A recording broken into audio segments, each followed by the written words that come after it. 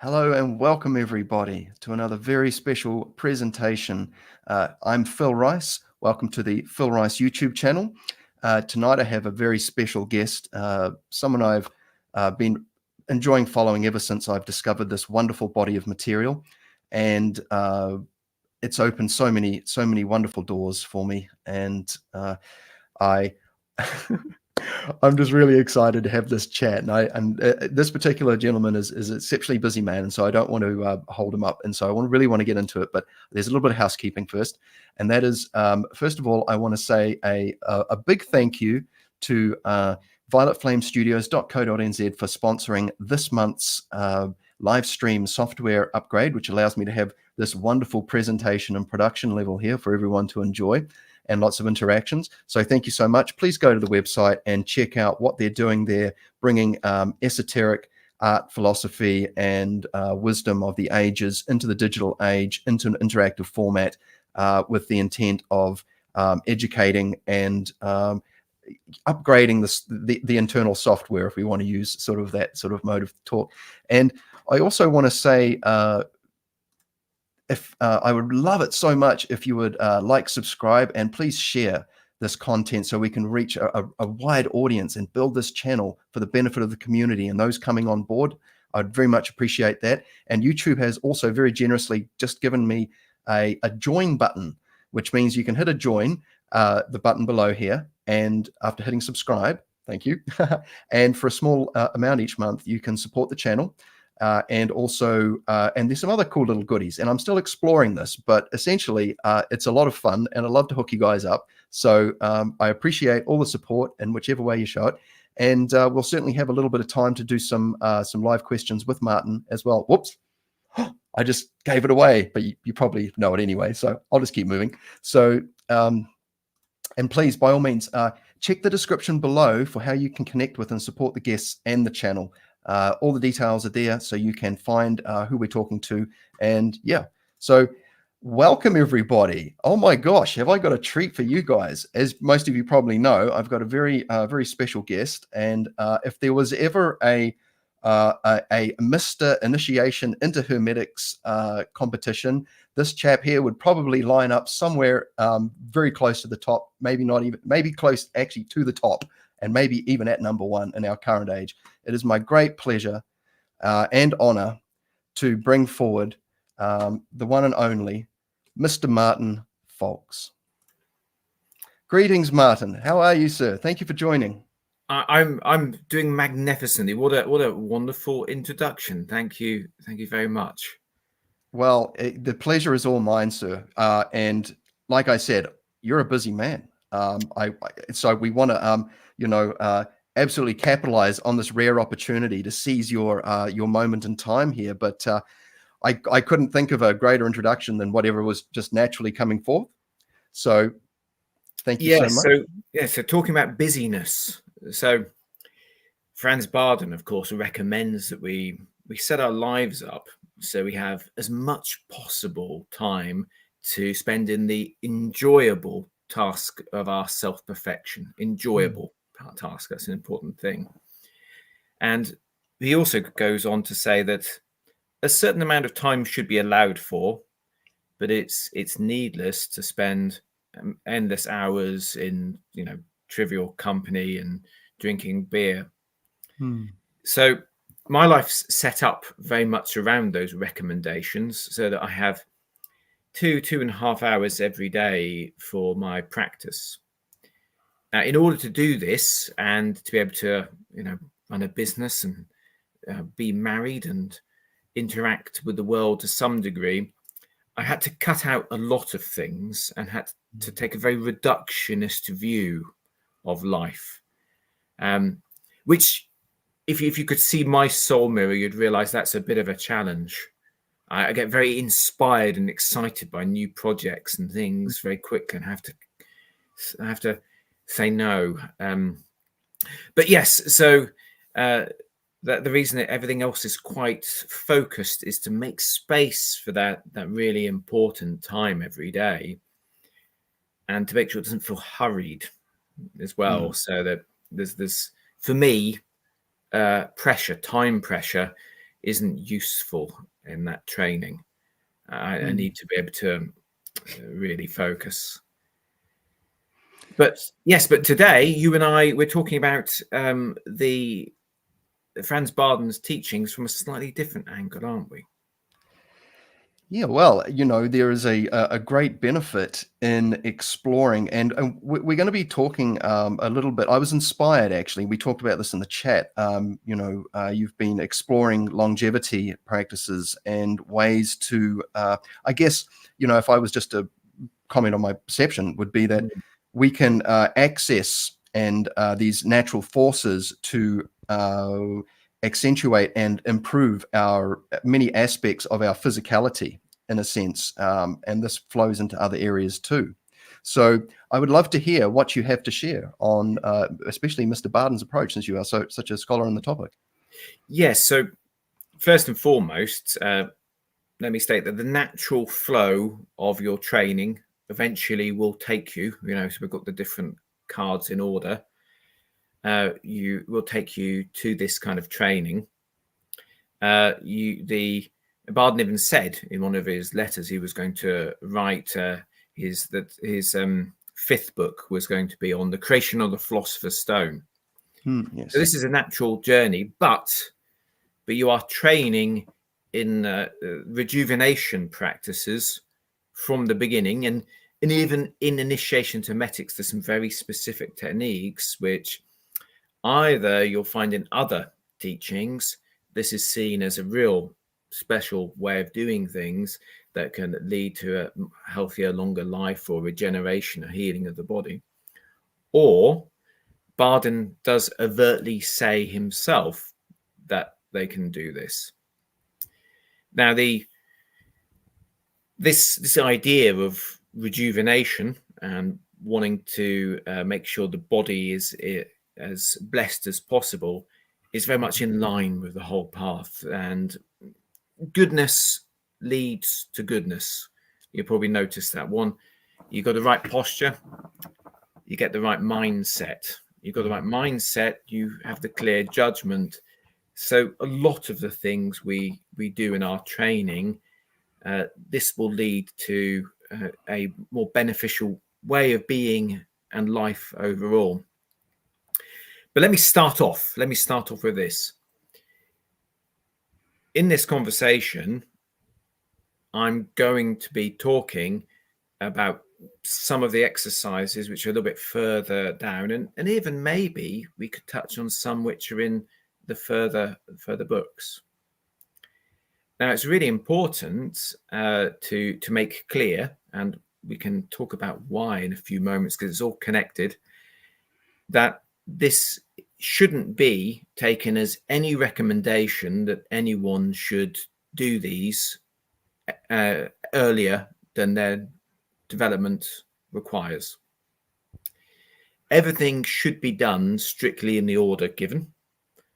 And if you don't, then you're going to be doing something counterproductive. And I can explain a little bit why, actually, because it's all linked to this. Franz Bardon states that you should read the theory section.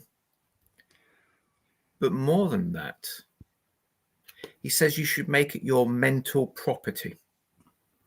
Okay, that's a strong recommendation. I'm going to memorize this section.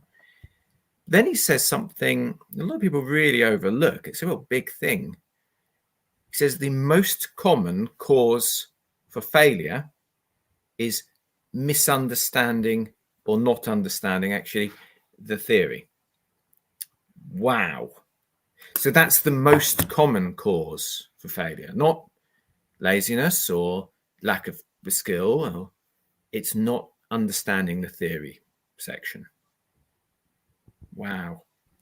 Now, let's start exploring some of that theory section and why that could be and how it relates to your rejuvenation, your life, your adepthood.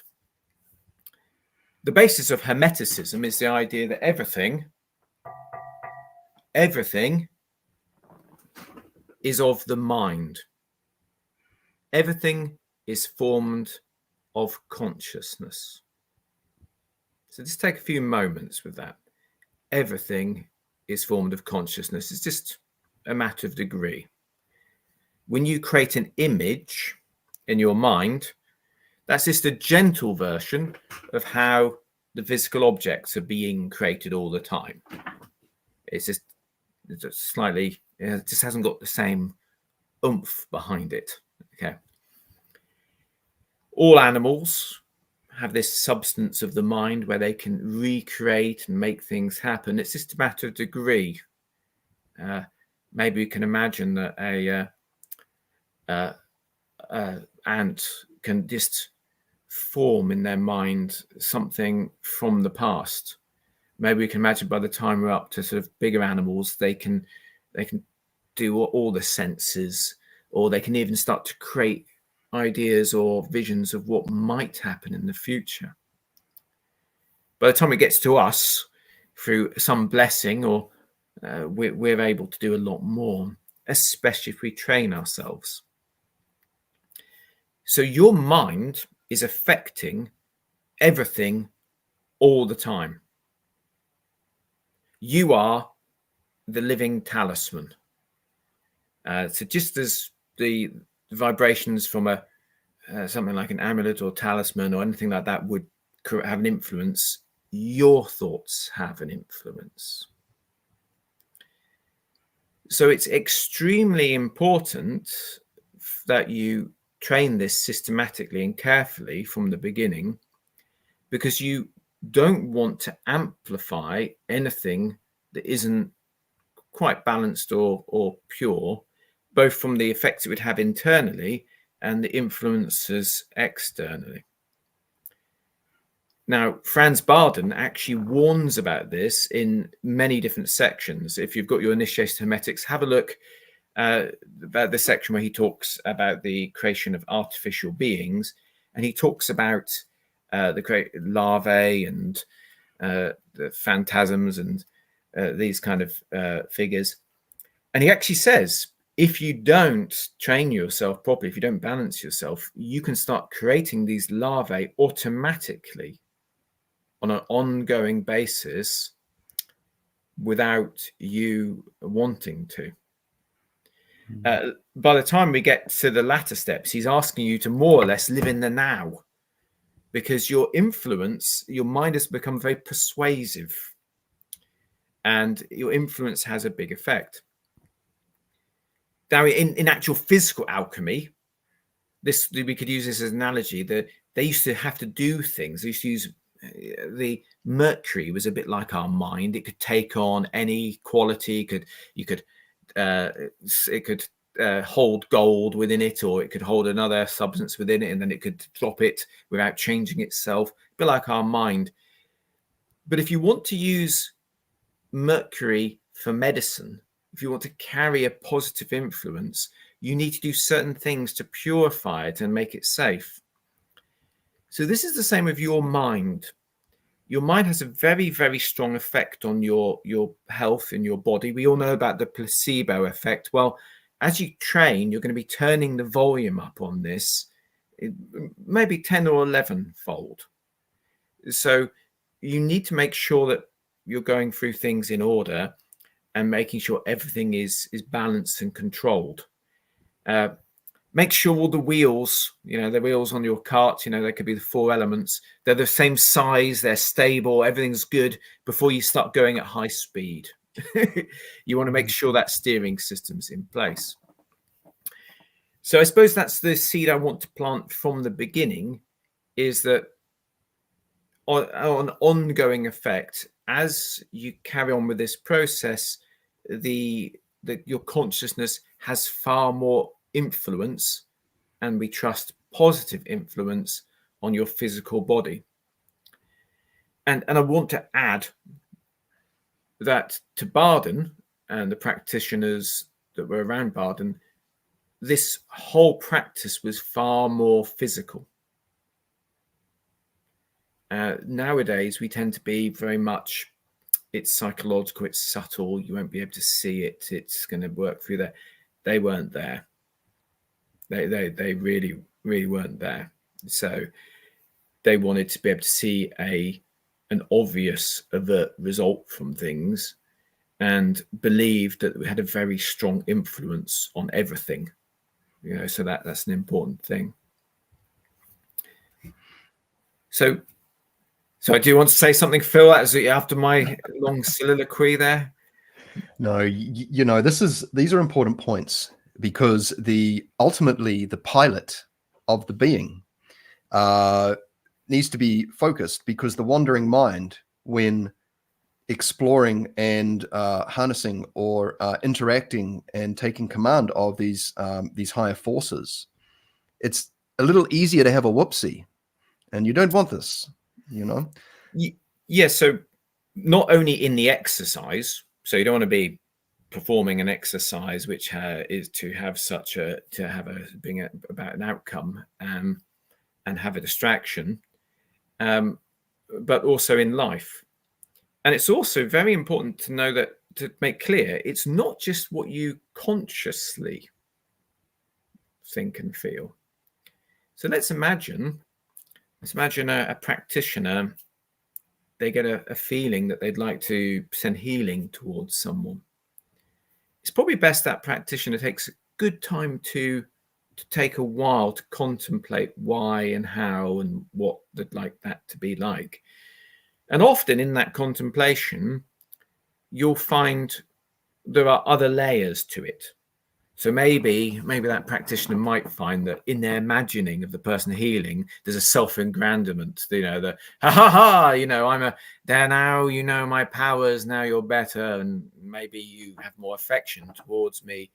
Oh, that would have been part of that guidance system.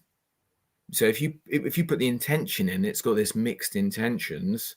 It's got some of that. That is part of what you're guiding to happen. That's part of that program. Imagine so in yourself.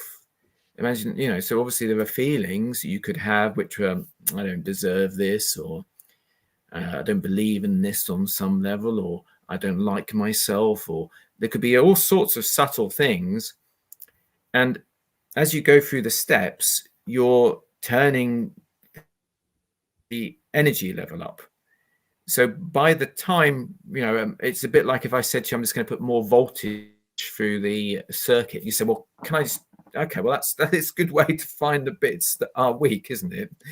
And that's why we get repeated warnings about this. And it's always, rather strange to me. You get people who say, right, this is the way, this is the path. This man has written the most wonderful universal system. I trust him. I trust that he's got direct perception, that he's got good knowledge. I'm actually dedicating my life to this training, and this is what I want to share. And it's the most wonderful thing. You say, right, okay, that sounds great. And exercise, yep, do the exercise as described here. Yep, right. So, but ignore all the safety warnings. What? Yeah, ignore them. I don't trust him about that. And don't spend too much time on it. Just go on to the other books. No trouble. But he says in there, you ought to. Yeah, he was right about lots of things, but not any of the things which are emotionally inconvenient, like taking your time, or doing things in order, or being safe and thoughtful. So this is like you and me at the bottom of a mountain hiring the best Sherpa, one that you and I both absolutely believe knows this mountain better than everyone else. And when he says, be careful on the rocks, saying no. And when he says, go gently here, say, no, I'm going to run. And him saying, well, hang on, you said you trusted me. The equation doesn't work. If the man is completely incorrect about the timing, the ordering, the safety rules, why are you believing anything else he says? And this is all part of our soul mirror. I'm talking about I've got my own ones. We all have our bits where we go, hey, of course I've read the instructions, but this is an exception for me. course I read that. And that's part of how these funny characteristics of the mind pay attention. So that's why I'm starting with this, because some of the things we're going to be describing, if you do them too quickly, the dose is incorrect. Medicine and poison can be quite close, you know.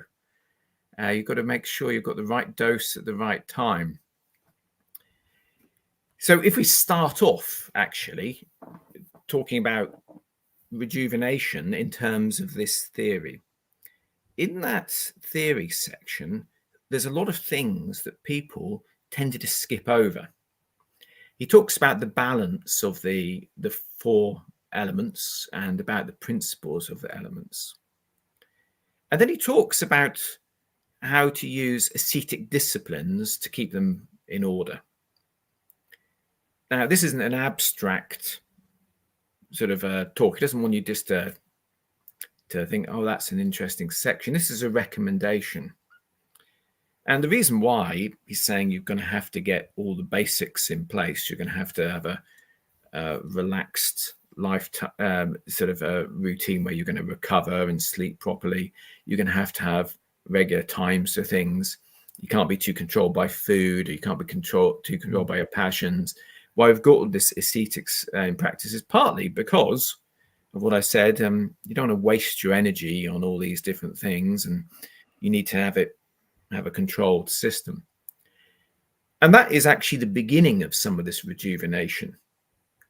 At the moment, a lot of us are expending a huge amount of our energy being pulled around the place by the world, you know, being made to chase after things, after money, after status, and so on. And we're diffusing a lot of our force in this. He also describes a bit how you can see the balance of your elements. And even in terms of telling the difference between if you've got too much of one element because there's more of it than the rest of the elements, or whether you've got too much or you're displaying too much element because the others have been weakened. Interesting point of thought a lot of people miss, quite hard to understand, and how to see that. He lists the electric and magnetic parts of the body. And understandably, people think, well, where does this sort of reappear? You know, I know that many skilled practitioners actually use all of this. So their approach to everything is beautifully harmonized. They'll be eating the food which is bringing the elements into balance. They'll be, if they keep getting an injury in a certain place, they'll think, is this electric? Is this magnetic? How does this connect with my soul mirrors? So they utilize things, even the change of space. Bardon talks a little bit about arrange your apartment, you know, as you'd arrange your body. They'll arrange everything so it's got the right vibration. And I think this is the beginning of this philosophy and this understanding, when we talk in terms of rejuvenation, that everything is vibrational. Everything is of the mind. You might have seen on my YouTube channel some of Bardon's actual recipes he did for his herbal treatments. And they're built like his fluid plants. They're vibrational. They're Paracelsian in their nature. So I think from the very beginning, the practitioner, if they think, if you're watching this and you're listening to this and you think, I'd like to spend more time helping the world here, I think it's part of my path to be here as a positive presence. So it's part of my sort of path. If rejuvenation is part of your training, and it was for many Rosicrucians and many practitioners, then starting off with that understanding of vibration. Just to give you, you know, if you're not familiar with Paracelsian philosophy, it was based on this. If you went to a Paracelsian doctor and said, I'm suffering from melancholy, He wouldn't just give you a tincture. He'd be saying, well, what colour's your room? What music do you listen to at the concert hall or whatever? Who are you spending your time with? What clothing are you wearing? What symbols are around you? How often are you out in the sun? It'd be trying to create the vibration which leads to that harmonious state. So this hermetic path is, we start off creating this positive, rejuvenating, regenerating, making everything better vibration in ourselves. And then let's start talking about practice, because almost all of the step 1 training has some kind of obvious regenerative benefit. Franz Bardon says in the morning you should practice your gymnastic exercises.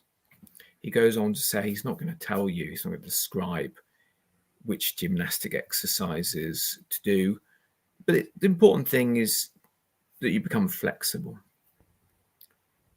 Well, if you have a look at the tests that you can do for your epigenetic age, how your cells are doing and what their actual state of health is, one of the very strong correlations between having a lower epigenetic age, having superior cell repair, is yoga practice. Now, the exact mechanism of it, you and I can speculate. It might be that it's one form of exercise that you need to actually relax yourself to do. It may, so it's got a tranquility element, which of course helps everything. It may actually be energetic. For a Bardon practitioner, it's important to do these exercises. Actually, I do believe Bardon mentions this. He says because of the tensions in the system, from your meditations. But it's not just that. You're going to be doing a lot of inner purification, and sometimes there's areas where the energy isn't flowing so great, and you're kind of loosening this blockage with your contemplations, and you're doing so this gymnastic exercise is a good way of approaching these things. It's your other soul mirror training.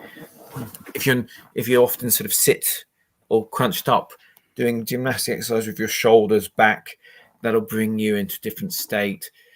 If you're the opposites, if you're always trying to seem taller than you are and bigger than you are, learning to sort of be able to bow a little bit might be useful. So this gymnastic exercise, this is a beginning of a rejuvenation practice already. And and a sort of healthy practice. Yeah. So, oh, sorry. No, you go ahead. Thank you.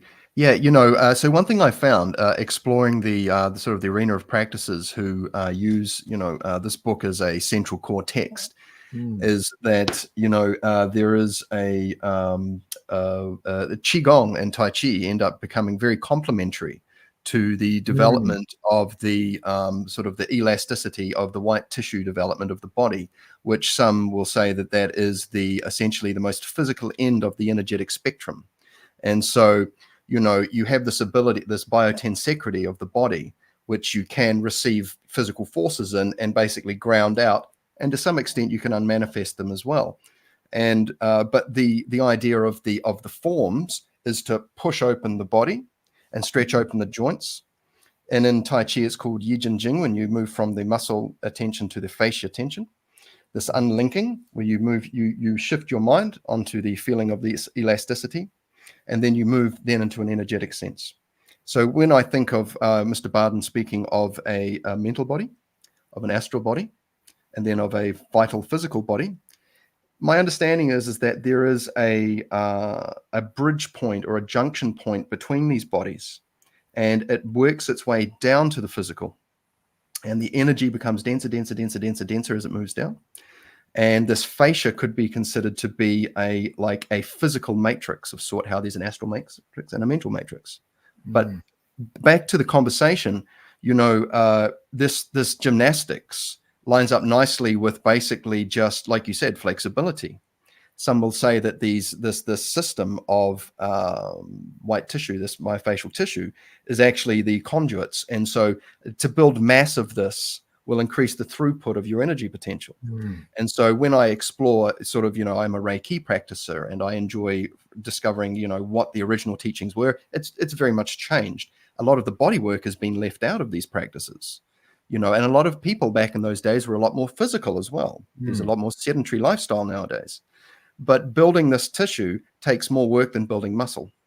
And but building this also allows you, in Qigong, you'll go into the forest where there is a substantial amount of this life force, and you will pack the body with bone marrow breathing and bone marrow washing. And it's very similar to what Mr. Bardon talks about with the accumulation and the condensing of the life force of the vital energy. And so we see these parallels almost between different traditions about body development. And so I just wanted to bring that up because it's been a fascinating discovery. Please go.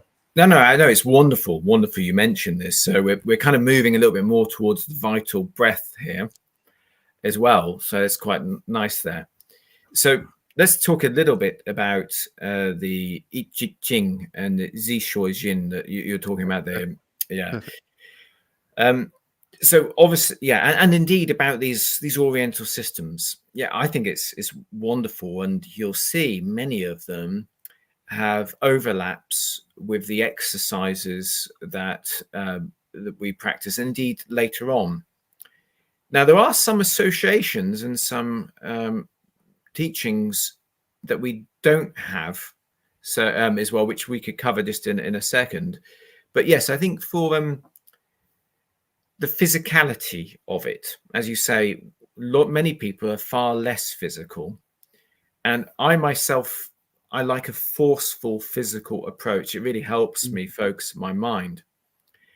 Bardon, I know, performed various asana, but I suspect you probably can guess that I spent a lot of time trying to extract from family members what postures he did. Not because it's really important, but because that's just a kind of thing that intrigues me. But no. So do you recognize, did this ever happen?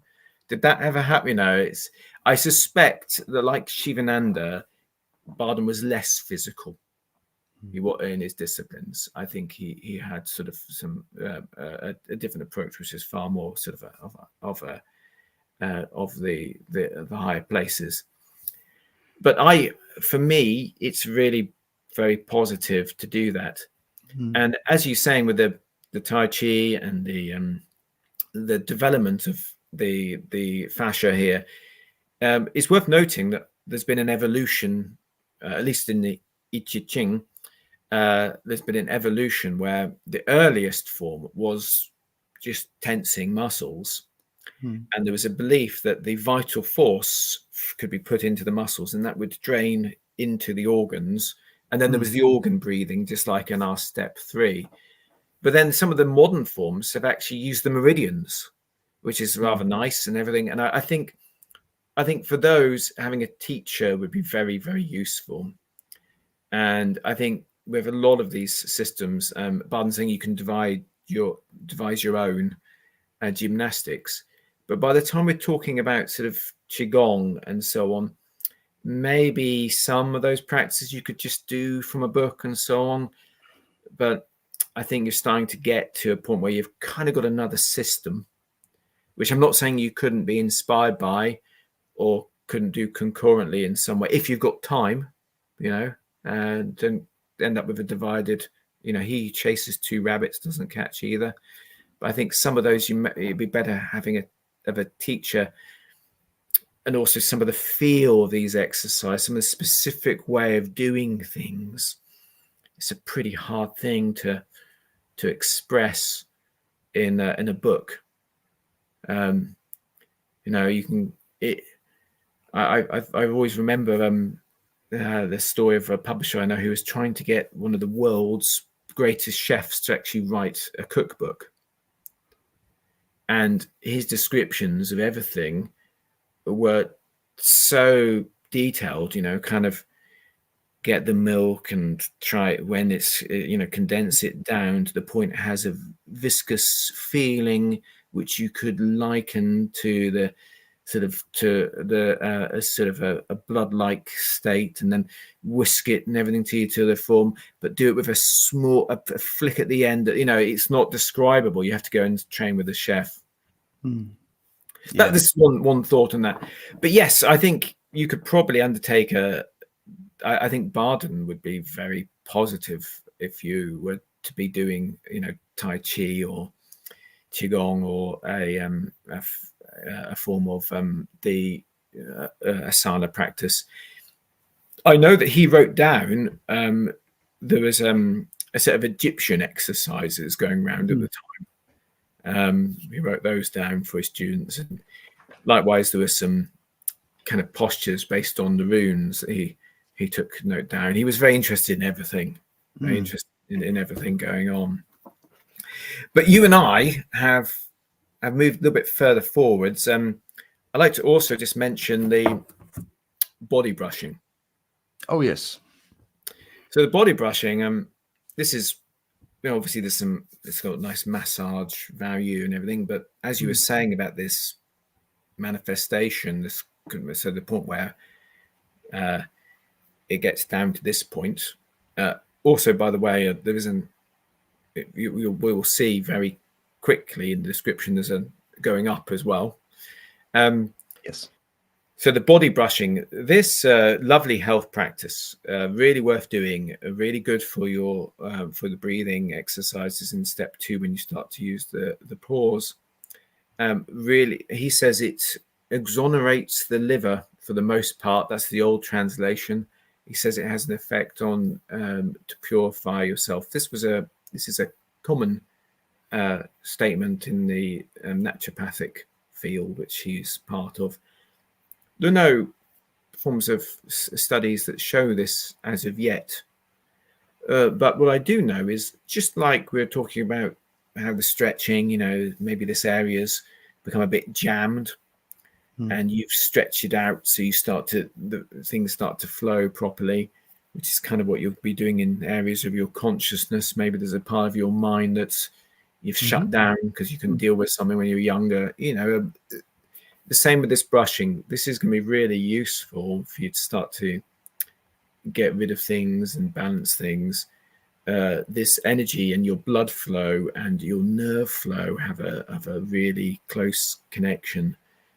So this is a lovely, and so this is part of your rejuvenation training as well. And then of course we have the washing, and there's a big thing now, isn't there, about cold baths and Yes, ice baths and all sorts. Yeah, absolutely, and cryogenic and so on. Us Bardon practitioners, we were there a lot earlier with our cold showers. Now, Bardon's quite clear. He says, listen, if you've got sensitive nerves, work up gently. Yeah.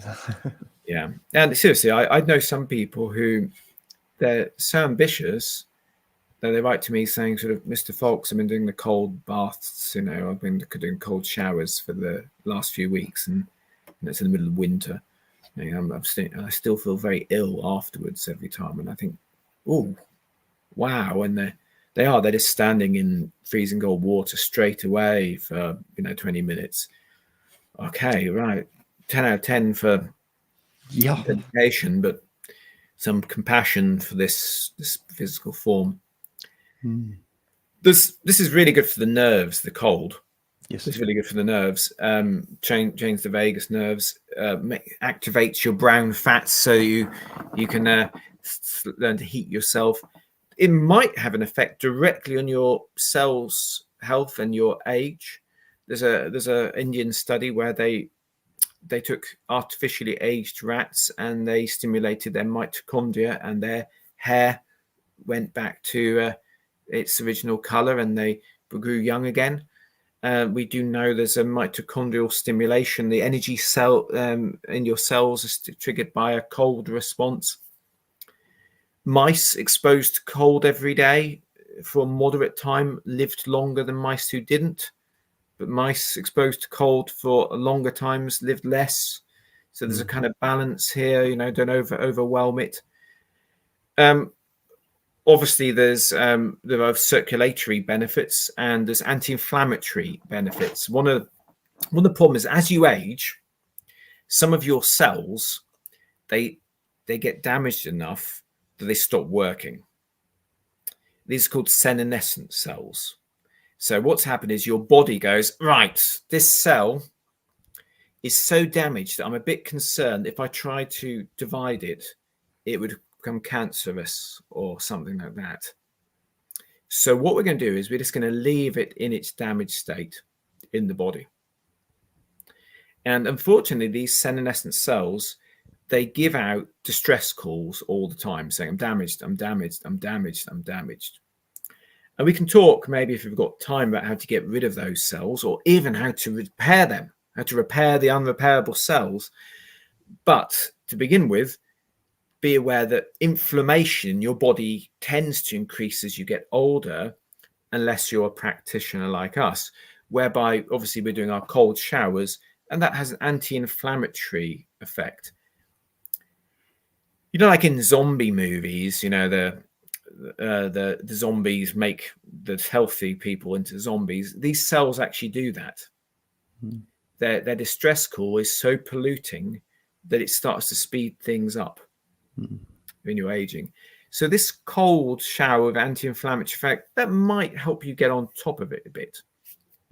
But that isn't the big power of these cold showers and of this washing. At that temperature, the water naturally takes on the energy, and with a little bit of intention. So you're making sure you're letting go of the right stuff, but be aware this is probably best not done after you've done something energetic, positive. There's no use trying to generate something wonderful and then wash it away. It's probably best done first. This is a really good way to wash away any of these shortcomings, failures, these bad or counterproductive energies. And it's surprisingly effective. I mean, it's really a very powerful technique. And it's such a good approach to have, and just to have this time every day just to get rid of this stuff. Now, these forces, they're counterproductive, some of them. And you know, if you're working against yourself internally, that is aging, and it's not healthy. So that's a really important thing to sort of have that practice in place, a real foundation, and should be something you keep daily for the rest of your life. Really, make this part of a routine, and make sure that you keep that intention. Now, in this section, there's a few things people miss. He says you can wash in. He says that you can actually put influence into the water and you can wash that into yourself. Few people really practice that. And it's a little bit trickier because the water wants to hold it. You know what I mean? We find some options for rejuvenating our eyesight. You can boil some, up and you can make a tincture of eye bright. And you can fill that water for that intention. Your eyesight will be restored and you can put your eyes in there. So we're already starting to do some lovely health practices to do with creating an influence that rejuvenates. A female practitioner, he recommends, could put a bit of borax in there. I know a female adept who's actually tried this, just to see what it's like. Borax makes your face go quite tight. So yeah. So it's kind of like put in that tight that youthful intention there. So there's another opportunity you could use there. How would I recommend you do this? Well, you're probably, Bardon has he has 2 buckets, one for washing out, one for washing in. Do you recall this description, Phil? Well, I do recall that he mentioned that you can have one, yes, basically to wash off the material, and then one you can charge with something. Yes. Have you ever, or have you heard of anyone ever using that technique? I can't say that I have. I have my own approach to this, and I find that the cold water method. Well, I mean, I don't want to sort of override your conversation, but just answer your question. No. So, okay. So, yeah, like my understanding is that in the long game, you're being introduced to essentially the power of the water element at a very early stage, where you are, you're feeling it, the cold, like it's taking your attention, just like we're talking about removing physical tension. These tension spots will capture the mind and ultimately distract it from your focus as well. And so by loosening the body up, by cleaning the body as well, we can wake up and we can be distracted by, if we whatever we've been through in the night. Certain things can happen certain times of the year, and so we're almost like resetting the body and doing like a pre-flight check almost to make sure that we're setting it up for the most conducive environment possible. And because we're liberating we've got some basic practices to liberate ourselves from certain external and internal influences that are not so parsimonious to the practice that we're about to engage in. So sorry, please carry on. No, it's good. No, it's good. No, my recommendation would be, if you did want to use the washing in, is that you'd fill the bath, maybe even put some ice in there, and spend some real time on that to make sure that it was an immersion in the quality you want to cultivate. Yes. And sort of, spend some time in there. But obviously, anyone watching this, if you're not used to cold baths or ice baths, be very gentle.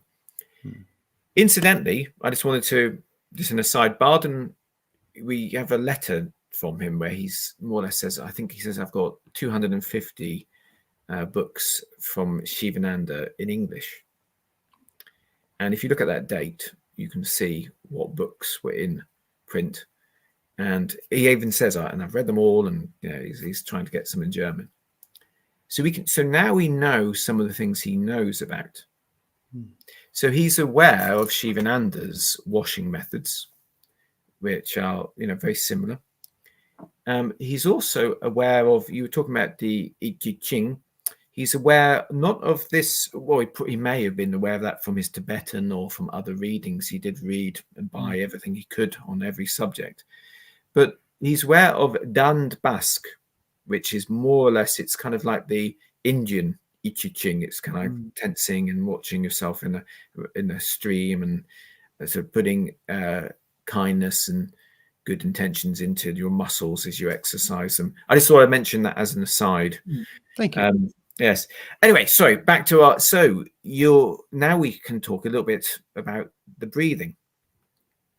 So this is a really, really important thing. Let me make this absolutely clear.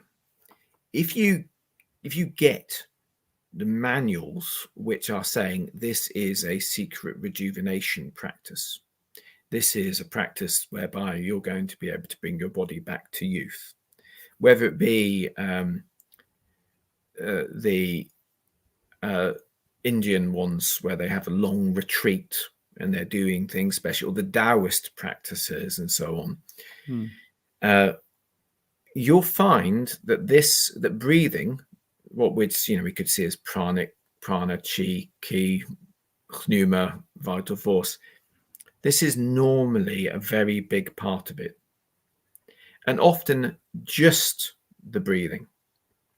So I could show you Qigong text or Taoist text, which are just teaching the breathing of the vital force, and that in and of itself, no intention, no nothing, no sense of, is going to regenerate and heal the body.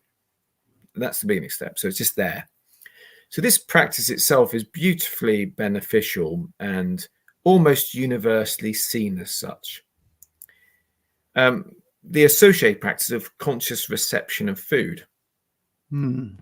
This is also, there are techniques of this conscious reception which are just like our ones, but there's also ones which are embryonic eating. So you eat to a certain point or to rejuvenate in a certain way.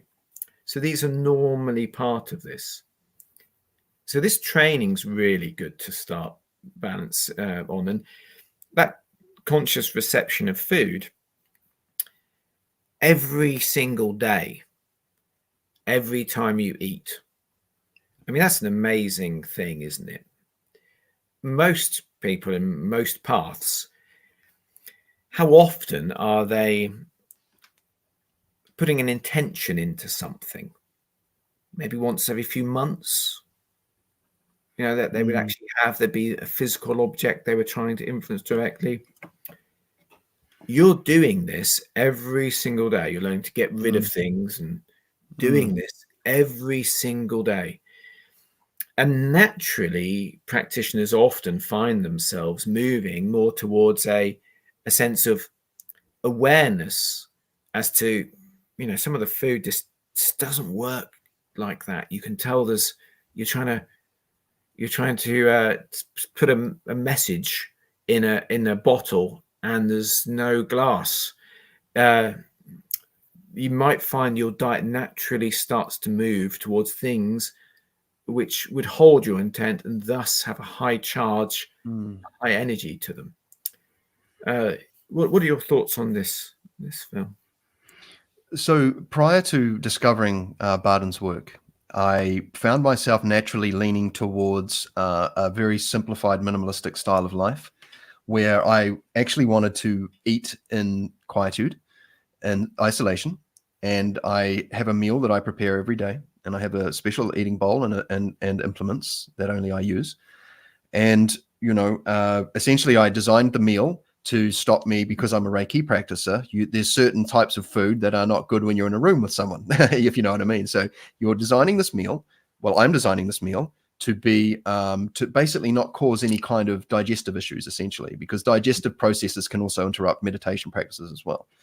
Now, when it came to first of all, I was like, well, I want to get to know this food, this process that I'm doing, because I was just starting to pay attention. I would sit very quietly with everything that was going on. I had the luxury of that time. My meal, I ate every meal with a teaspoon, and I would have one half with rice and one half with the chickpea mix that I made, and I made the meal all mindfully, and I continue to do this. And I essentially equanimize the senses before I interact with the food, after I bless the food, after I put an intention into it, after I give thanks for all the manifestation chain that brought me the food, from the people who provided it and worked for it, all the way back to the sun, through the elements, through this type of thing. And I make this process very deep, because then I start to really just, all there is, I become single pointed on this operation. And this intention, I have an intention that I put in, and I usually line it up with my auto suggestion, and to basically capitalize and stack, bolster these practices so that I can get maximum sort of critical path. But the eating process itself is very slow and very methodical, and that is that if I just sit there and eat a meal, I don't read, and I do not watch, and I do not communicate with people. I'm having this meal. This meal is the gift of nutrition for my physicality. And so in my view, it is, and I remember a video you once made about this, actually, where you said, if you're not doing this, it's essentially a missed opportunity, because you're putting this alchemical opportunity into your body for transformation. And it is a sacred gift to be able to eat. And so this is a process I go through. It's very rewarding. And a meal is a very centering process for me, especially having rice, a very neutral food. And, if I'm out of sorts for whatever reason, and it's just about mealtime, I become very relaxed knowing that the meal in itself is also a wonderful practice that helps me move into a set type of equilibrium. Oh, this is lovely to hear. That's what a beautiful approach, and that's really inspirational, actually. I like a few things there stand out. So I like the using this the feel of what you're saying. So it's almost like you're describing a Eucharist there. Absolutely. And the use of the teaspoon, that's an intriguing thing. And yes, the sense of anticipation. So there's a few things about these two exercises I'd like to point out. First of all, Bardon says that the conscious perception of food is particularly good for influencing the physical body. Okay, that's really interesting. And at this point, I'd like to mention that in some of the higher practices to do rejuvenation, you will eat certain foods or take certain elixirs which are related to certain forms of rejuvenation. In the section, Bardon, where he writes about fluid condensers, he does say, he says, rejuvenating elixirs, these are nothing but wonderfully condensed fluid condensers. And there are 3 different types you can make. You can use salts for the physical body if you want to rejuvenate that. You can use alcohols, and for the or tinctures for the astral body, and you can use the essences or and the I suppose the essential oils for your for the mental body. And this is actually a very traditional plant alchemy lineup. But in Rosicrucian texts and in the Indian text, they normally have 2, not 3. There's normally a elixir you take in the morning and 1 you take in the evening. But the procedure is just an elaboration of this basic training. And most of the rejuvenation is in this conscious reception of food. So that's a really important thing, having that good intention. And it sounds to me like you're creating the whole atmosphere beforehand, which is really good. So by the time you're eating the meal, you've been looking forward to it. You've been creating this. You've got this sort of lovely feel to it. I imagine you were, when I visualize this, don't know why, I imagine you with a special bowl that, it's become blessed by you eating out of it every day. Yes, that's how I imagine it. So let's just take a few moments just to be aware of the potential of this. And that conscious reception of food for healing physical ailments is really, really very powerful. Now, with the breathing of the vital force, I've never known anyone with any shortcoming that's managed to go beyond half an hour of this practice and not seen it start to transform. But it's not about whether the technique will work. It's about whether you can hold. Because what happens is these funny qualities, they've got a way of trying to get you off them. So they say, I'm not here anymore. I'm not here. And I'm good. What do you mean? Yeah, you did conclude that you're too angry, but you're not too angry judging by your environment. You need to be assertive. I'm good. And actually, I just need to be tempered a little bit. So your mind tends to think, or maybe I should do this first. So yes, that's an important thing. Now, there is a point in here where he mentions something really, really very, very, very important about this.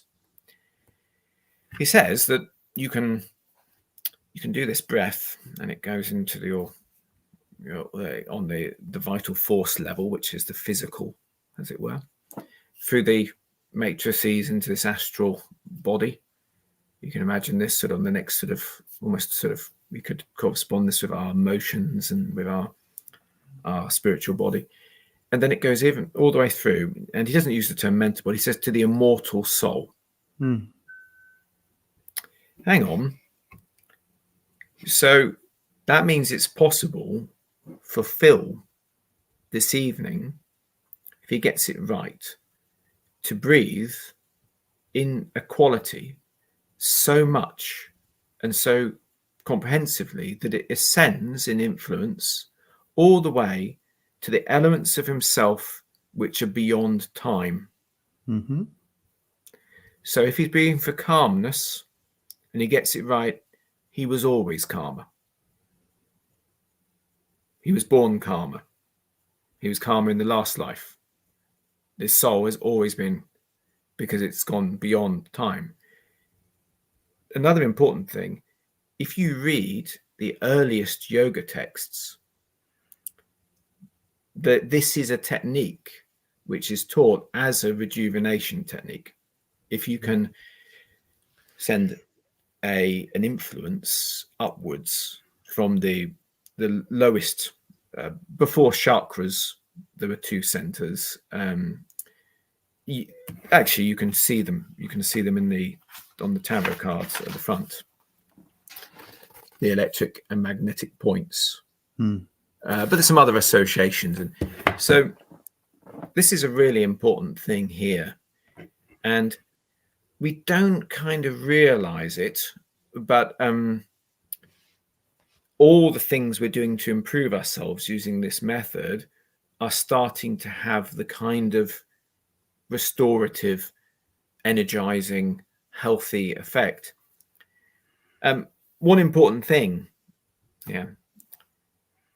our standards, our modern standards for this, they are a lot lower than was taken at the, when this book was written.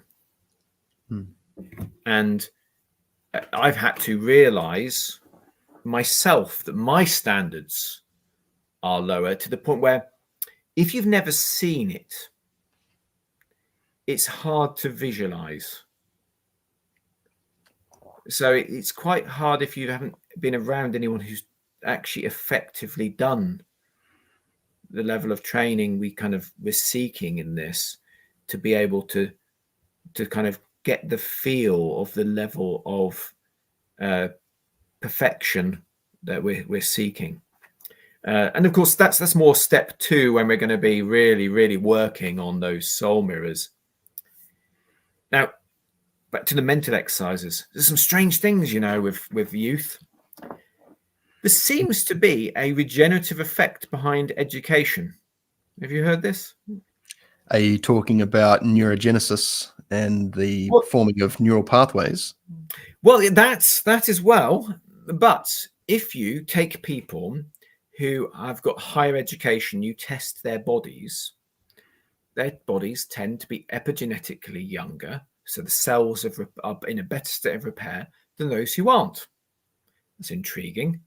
And you and I could initially say, well, okay, well, obviously they've got a different lifestyle, so they're coming back from their job, at the research department, and having, cheese and wine and settling down and sleeping. They're not working in, the coal mine overnight and coming back and smoking their cigarettes. So you could say that. However, tests show that if you do it the other way around, you get people and you test their age, and then you teach them a foreign language, or you put them on a 6-month math course, and then you test the body, they test younger. As above, so below. So when you're talking, it's exactly what I think you were saying, the neurogenesis, the brain functioning, the nerves, nerves detecting that. Yeah, I think that may be some of the connection. And also stimulus. Stimulus makes a big, big difference. Now, our exercises, of course, are meant to exercise in this step. They're quite beautiful. They're quite beautiful. The first one, there's different angles to it. Right? So the watching one's thoughts and remaining aware of them, and being able to recall everything that happened. And just before we carry on this one, I'll make absolutely clear where I am with this. So some people say that recollection thing is a kind of phrasing. It's kind of phrasing that says, that is to say that you have been aware. When they say, recall them, they don't mean a memory exercise. They mean, I disagree completely. And I disagree because I asked people who sat and did this with Bardon. and said, what did you do? Hmm. And they were a bit bamboozled. They're a bit bamboozled. To them, they're saying, yes, the goal is to just watch your thought without ever digressing.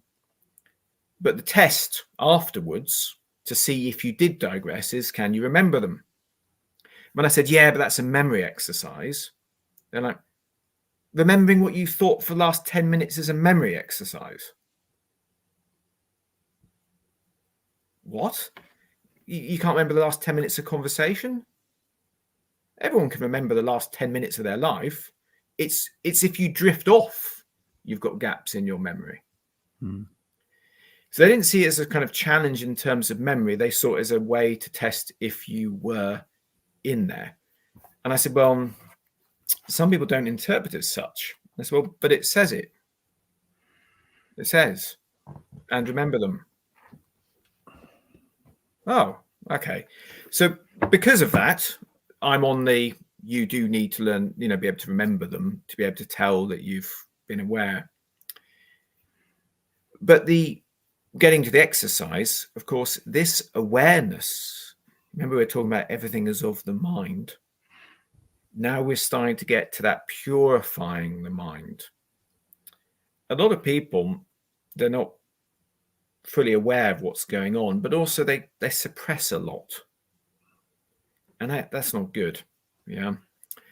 So you've got to admit when you say, okay, mind, think about anything you want. And isn't this interesting? This is part of most therapies, isn't it? Most therapies, you go along and you can lie on a couch and talk, or you can talk to a counselor and say anything you want. There's many therapies like this. This is you on your own saying, go on, think about anything you like. I'm just watching. I'm listening, mind. Yep. Yeah. It's quite an intriguing thing. So much of life you're saying, no, this is not time to think about that. And you're saying, go for it. And I think there's it's not stated in here, but there's a kind of discharge element to that. He just say your thoughts will slow down a bit. Yeah. But this is how you can you start to get rid of some of this counterproductive thing. You work through things there. And one of the things I've noticed is the thing you think you're working through isn't the thing you think you're working through. Often your mind starts to go over stuff and dream of things, and there's certain patterns you can see in that exercise. I have something for this. Go on. When we are able to separate these layers as we recede back into this space of becoming of just an observer. I wrote an article on this in my blog a while back as sort of like an unfolding commentary or narrative where you're reading it and you're just basically observing like this unfolding process. And I say, look, you're sitting in a couch, a very comfortable couch, and there's a stage, and your thoughts are jumping up on the stage, and then they're getting off. And there's you, there's the things, and then there's a space between you and the things. And so as you become aware of this mental landscape, you'll find that some of those thoughts will grab you and you'll be up out of your chair and you'll be like, oh, what am I doing up out of my chair? And you'll sit back. Why am I on the stage temporarily? Yeah, exactly. Right? Yeah, no, I like it. Yeah. So you've got your awareness has got all these tendrils. It's a busy little bee. It's got all these little things going out, exploring these things and touching these things and engaging and this creation process, because then we have a response to these thoughts, and that generates a feeling, and then we may have a physical reaction to it, and we get caught up in this thing. Whereas if we can just sit there and watch these things happening without touching and engaging them, then we find ourselves becoming liberated, and the mental energy required to interact with all this busyness. I found this with one of the Reiki practices as well, is that once you sit in the belly, a very common practice, we sit in the belly, and I know that this happens in Aikido as well, like it's called Joshin Kokyoho, and it's a purifying of the breath practice, and it's in Reiki. It's actually the Reiki process. Unfortunately, many of these skills have been lost. But as you pull back in, you start to find that there's these layers of fatigue that get released, because you're not these little tendrils out there looking and searching. They pull back in and they disengage, and suddenly you've got, you're not expending all this energy in these various ways, and you suddenly retain this energy, and it's very relaxing. and this fatigue that gets released is almost like, oh, I'm not trying to do things. Now I'm just sitting in an observer state. And so, yeah, separating these layers, and it's very interesting to watch this process unfold. And like you said, okay, mind, what's on Phil TV right now? Let's just sit there. And I found this is how I discovered meditation. I just sat on the couch and thought, I'm just going to see what my mind's doing. And I just became fascinated in watching it. I didn't want to engage it. I said, look, hey, look, you just go for it. And so I'm just watching this thing happening. Yeah. So, and I love that analogy. I think it will help a lot of people. I think it will help them. Yeah. So I think that's really positive. And this is part of our ascetic practice in yoga, the vairagya. This is the colorless. So can these things control you enough for you to lose your composure? Oh, wonderful, please. Yeah. So there's some exercises in the Japan that would be translated very hard for us now. Would say, right, sit there and be imperturbable or be immovable. We find that very strange, sit there, be immovable. But they're kind of talking about this exercise. You're going to watch your thoughts, but not become involved in any of them. You are the observer, as you say. Lovely, beautiful analogy. And again, the feel of what you're describing here is very empowering, very positive. I have this vision that if we were in the rice dojo or the rice ashram, there's a great excitement behind everything. Wow, we're going to be doing our conscious reception of food. This is inner alchemy. This is great. Oh my word, we're going to be watching our thoughts and what's going to be on TV today. If you can remain unmoved by them, now we're starting to, remember I talked about this, it's all of the mind. Within your consciousness, there are some areas that could be of one element, which for some reason are not under your control. Some of it could be that you've just never got that skill. No one taught you voice control when you were young. You've never learned it. And it might not even be a good strategy when you're 8. But by the time you're in your 30s, that's a bit of out of control stuff that's not so balanced. Maybe something happened when you were young. Maybe your pet hamster died and you just couldn't deal with that, so you closed your heart off a bit, so some of your water element is actually just blocked. Maybe you found there was a good way to deal with things was to let go of control and get angry, so your fire's got a bit of this out of control stuff. So all these things are there. Now, from the point of view of inner alchemy, the inner alchemy, and maybe this is beyond the scope of this conversation, but is joining the sun, the moon, the yin, the yang, the electric and magnetic. This is part of this soul mirror work. So the elements all start to join into one. This starts by when you're observing these thoughts, can you remain unmoved by them? And unmoved here we can define as remaining completely aware. And if you are completely aware, then any form of recall afterwards would be a triviality. Just like if you said to if we said, remember the last 10 minutes of this conversation. But the real thing is to be able to be objective. Now, your soul mirror qualities will dictate what of these things do pull you in. For most people, it's just they're not used to that level of dedication to an exercise. So think, right, watching thoughts now. Ready? Okay, watching them, relaxing, drifting off. Oh, I relaxed and drifted off. Now, you've got to be like a watchman watching, from your castle. You've got to remain completely aware. So getting that kind of sense of vigor and that sort of a vigor and rigor behind your training, that could be some of it. But then there could be stuff where you think about worrying stuff, which is so worrying you get pulled into it, or you dream about beautiful things so much you could do this. Now, from the Hermetic point of view, the balancing of these elements on a higher stage, balance them here inside your body as well. As you say, there's that manifestation, as above, so below. So we're starting to get to the point where maybe if there are things, maybe if you're running a bit hot here and you can cool off here, you know, you can start to bring around this harmonious thing. These exercises, you know, we're talking very much in terms of blessings to ourselves here. I just want to say that, you know, that it's a bigger blessing for the whole of existence. Indeed, yes.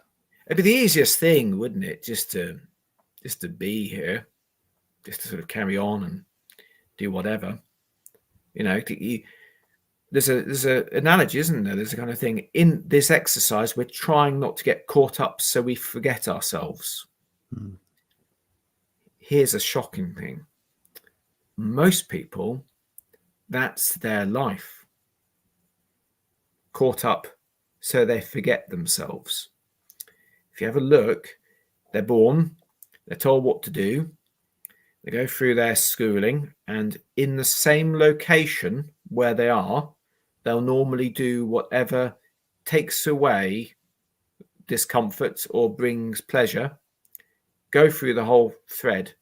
There might be moments of, what am I doing? But then it's quite painful. So it's best just to get back into doing it, just being part of this big distraction. So yeah, there's a big thing with this, and this exercise, it's intriguing because some of these things might come out and get you. If you're a very doubtful person, you'll endlessly analyze the exercise. Am I doing this right? Is this sort of correct? Is this here? If you're a very anxious person, you don't want to do it. You don't want to see what your mind might bring up. You might not even know that. So you'll give layers of resistance, which is an intriguing thing. But anyway, so this first exercise, this is part of this regeneration from in the mental plane. And of course, we move on to just doing, the next thing is concentration, just doing the thing that you're doing at the time. So when you're working, really work. Yeah. When you're playing, really play. Yeah. And this first form of concentration, I got to say, this is the greatest blessing, because if you get this right, everything becomes a form of training for your evolution. So when you write your signature on a document, that's calligraphy training. When you talk on an interview here, this is training for eloquence and responsiveness. I think we've got some questions coming up in a while in clear communication. When you cut your vegetables, you're doing so with precision, and a weird thing starts to happen. When you apply yourself to all things wholeheartedly and with your best ability, you get talented at being talented. You don't know it, but when the person says, do you want to fence? You say, I've never fenced before. I've never done sword fighting. So no, let's have a go. And you're superb. You didn't know it, but when you were chopping the vegetables, you were getting better at making precision movements. When you were doing your calligraphy, you were getting better at the circular movements and the guidance of things. When you were doing your eloquence training, you were getting better at adapting to situations and imposing your will to a beat, like a conversation. One thing transfers to another thing. Now, this might sound a bit far out there. Some people are thinking, what? Wow, this is going to have a higher state of consciousness. You're going to become like a superhuman, talented everything from just this exercise. Well, if you've got doubts, think about this. You don't have to go far right now to walk into a place where someone has been doing a job for 8 hours a day for 20 years without getting any better at it. You can go into a pub and you can You can order a drink and a packet of crisps, and they still go to the wrong drawer for the crisps, and they still need you to till for adding up. So think about that. Think about that. 8 years, so 8 hours a day, 20 years. If you and I, Phil, we started doing something together, I said, right, we're going to practice. You could choose any art, capoeira, learning French, juggling, anything for an hour a day together. After 20 years, we'd be amazing. So now we know there is a human state of just doing it for the sake of it with no sense of wanting to improve. And there's a state of practice where there's an ongoing evolution. What I propose is that the highest state of this exercise would be that in the state of practice state. So now, as far as evolution goes, this is a really important thing, and it's a really important thing for your regeneration. Imagine if every time you ate, that was an exercise in what is the ideal meal I could choose in this situation for my body. If every time you exercised, how could I bless my body the best in this situation? This new form of enlightened living is really, really very important. Now, of course, the first thing you need to do is stop things which are damaging, smoking, drinking, staying up at night, these kind of things, which are demonstrably, provably bad for you and age you quicker. And hopefully, that just sleeping when you're sleeping, just working when you're working, will move towards that to some degree. We can talk, we'll finish step 1, then we can talk a little bit about some of the tests actually and results of epigenetic testing on this. Perfect. Thank you. Hey, look, man, I'm just happy to let you talk because, it's lovely. It's lovely. But do beware, though. I want to hear your take on all this. Yeah. So, yeah, I'm the guest. This is a conversation. Yes. Thank you. I want to hear your way of doing things. Tell me a bit about that, about the being in the moment. Well, I tell you what, I'll just put this quickly up on the screen and say thank you to all the guests who are joining us. We've got about close to 20 people in the chat. And so please, if you've got a question, enter it into the live chat and we'll get to that in a little while. So thank you, Martin, once again for joining us. And thank you, chat. Now, as far as and it's really great that you brought up this particular thing because in current day, there is, I've worked in schools. I've worked with primary school kids all the way up to adults as a music teacher. And there is a range of ability to essentially pay attention to what's going on. So one thing I did in my music teaching room, because I taught in school libraries, which are covered in books and colorful things and posters, and there's all activity going on. We're trying to keep the children on task. Very challenging, very busy environment. Then I'm in a dental clinic, which is being repurposed for whatever. I'm in there, we're making it work, but there's nothing on the walls. And then I'm in my studio and I've got posters of all these, musicians and things up. What I ended up doing is I took all the posters down in my studio. And then all of a sudden, I didn't have to put so much effort into being the most interesting thing in the room, because when you're a teacher with young children, especially with music, like every lesson I was the actor. I'm very theatrical. I'm very animated. I can sing and musicalize, for lack of a better term, whatever we're talking about. And so when I started removing the sort of the external stimulus, the children were able to pay greater attention and therefore take greater value from what I was able to share. Now, and once that sort of interpersonal communication stream started to really solidify, then I was able to actually put more through. And I found that my teaching ability, I was actually, more was being pulled through me because I had more of their attention. There were no phones. There was none of these types of things. But essentially, and I mean, this may sound like a very simple thing, but you've got to understand, after teaching probably close to 1,000 students, and at one point I was teaching up to 170 students a week, I've got this large body of personal experience of watching little tweaks here and little tweaks there, working in different absolutely, environments. Yes. Yeah. And when I read it in our in this wonderful tome here, I was like, well, that's actually kind of obvious, but it's like, well, hang on, where am I trying to do lots of things at once?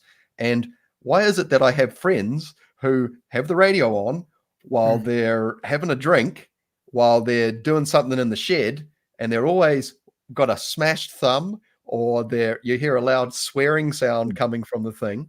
It's they're multitasking, and or they're attempting to multitask, but doing operating heavy machinery or something like this. And so all of these examples have led to a certain types of outcomes. And as you said, one thing that I really enjoy is on this road to discovering how reality works. That first exercise is fascinating because you're sitting there and you're literally watching thoughts emerge out of the mind stuff. And for me, because I love wanting to know how things work, I'm just like, come on then, what do you got? And then I'm like, oh my gosh, where did that come from? What prompted that thing to come up? Where does that come from? And then sort of like reverse engineering this process. But when it comes to partitioning off your life and then fully absorbing yourself into that activity, I've been on stage and been working with various musicians, and you get very good at learning to play and sing at the same time. Now, sometimes the cadence or the rhythm of the vocal matches up with the movement of your hand when you're using your right hand and your left hand. Now, sometimes some songs they use a different time signature. Well, not a different time signature. They're doing different sort of rhythmic notation, and it's out of sync. So I can play drums and sing. I can play guitar and sing. Playing bass and singing, though, is very different because you're playing on the offbeat, and the vocal accents happen in different places. So it's almost a counterpoint, and it's quite distracting. And that's an interesting skill. So if you're looking to up your game in any ways, guys, as a musician, learn to play bass and sing, and especially funk stuff, because that'll wildly take you out. But when you're able to singly focus on what you're doing, you immerse yourself more fully into the experience. So when I'm talking about my bowl of food, if I just sit there and eat my bowl of food without just like watching the TV or reading something, I'm like, okay, cool. It was fine. It was yum, nice. But then if I sit there, I get a depth of the experience and immersion.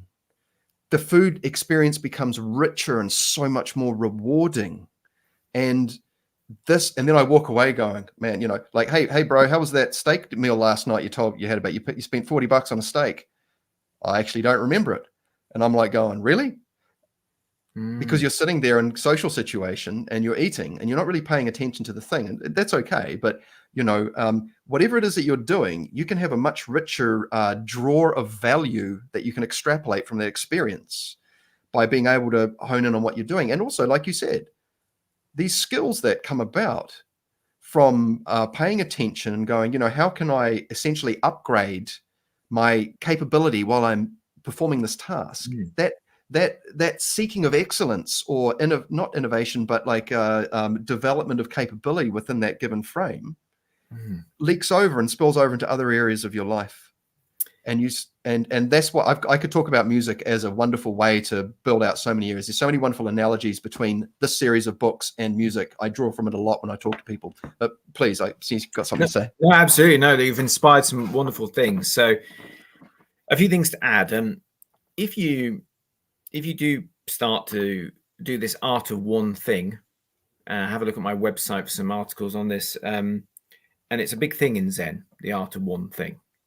There's a purifying aspect. So one of the things you'll find is that person you're talking about who keeps hitting their thumb and puts the, having a couple of beers to get through, and he's got the radio on and so on. He'll find himself agitated without those distractions. And there is we do use distractions as a means to focus. It's an interesting phenomenon. People, they do small things to try to get themselves focused. We all do.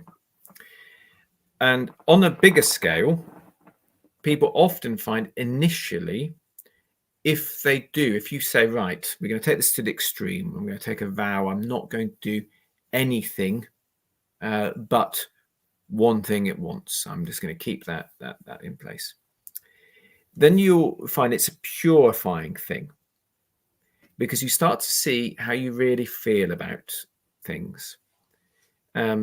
you might find that maybe one of your friends always phones, but when they phone, they're talking, telling you, you tend to tidy up. But, oh no, you can't do that anymore. It's against your new rules. So I'm just listening to my friend. I'm agitated. Why am I agitated? Because this seems like a waste of time. Oh, so talking to your friend is a waste of time. Now, why do you feel that? You feel that this is not a good use of your time. Tidying is more. What are your feelings about your friend, about what you're talking about? Is there something you need to change here? Something changing you, changing there? And this is, for anyone who's doing this, you may find to begin with, some things Phil's describing, for example, he describes them with joy. And joy does come with this. I'm just packing the books. I'm just, cleaning the car. A joy will happen that comes with that full involvement. You get into the task. But before I'm sure he's got a magic bowl now. Now he described this bowl. Can anyone think what color the bowl is that Phil's got? He doesn't want to tell us about this blessed bowl. Anyway, it's a wooden bowl. Just saying, it's a wooden bowl. We're getting there. Yes, we can sense the bowl. He's been eating from this for so many years with this vital force charge. Yeah, it's this. The bowl itself has become sacred. So to begin with, you may find that that's agitating. Now, why is that? Stressed people don't want to do calm things. If you say to someone who's really worked up, come, let's do some yoga. No, they don't want to do that. They've got full of nervous energy. But there's more than that here.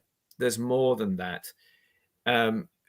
This pure focus is going to show you many of your qualities. And on many different levels. And you could, in all aspects of life, can you just play with your children if you're a parent, or can you just do the work if you're employed? What is it? Resentment that means you don't want to just do your work? Hang on, now we're starting to get to our real feelings over some of the stuff. So there's a sort of a beauty with this. With music, incidentally, there's so much in learning music, so much vibrational, so much concentration wise. People underestimate it because you can just turn music on now and just listen to it, and if someone's singing, there's a huge number. And a lot of people, they get a bit surprised when they first try to learn instrument. They think, what? How's this? How am I going to memorize this?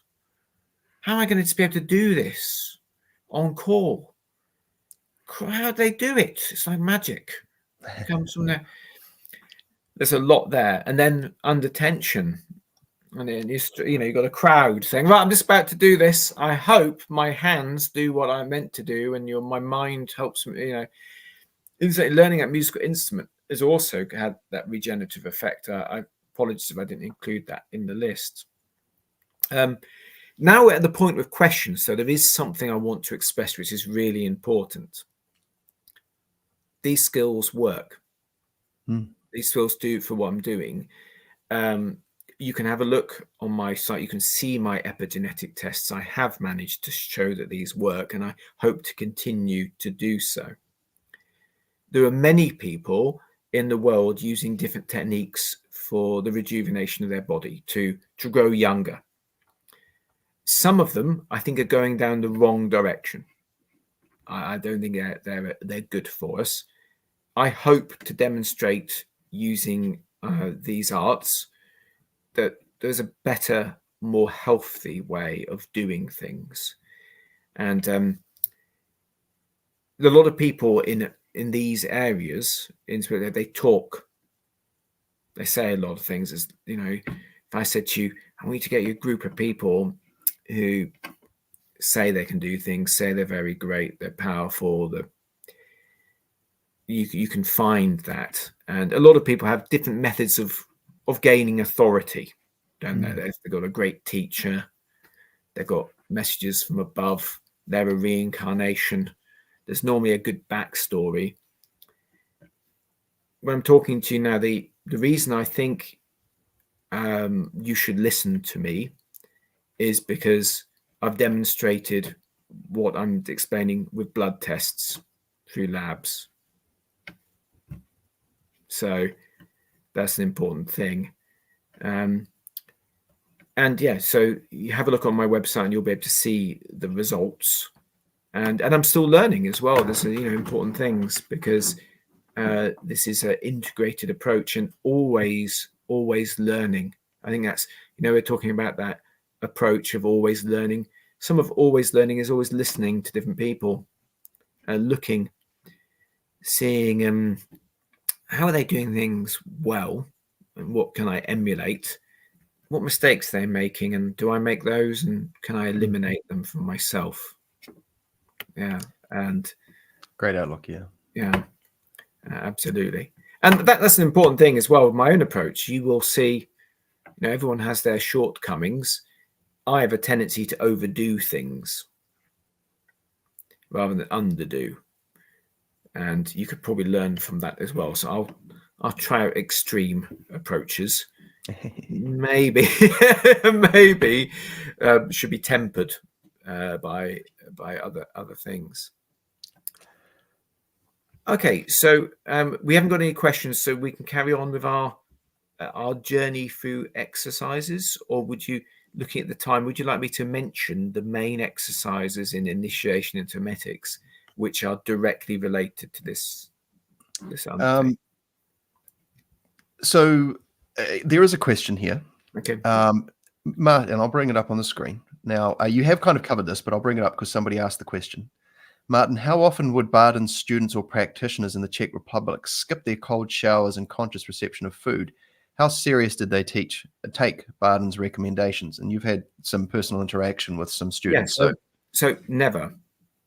And indeed, if you went to, imagine you could go tomorrow and you went to sit with, you could, even if you had a time machine, if you could sit next to Bardon and his apprentice and you could have the stuff, and you went to a meal with them and they ordered the food and everything, and as the meal get down and you carry on talking, they would be absolutely dumbfounded. Absolutely dumbfounded that you would do that.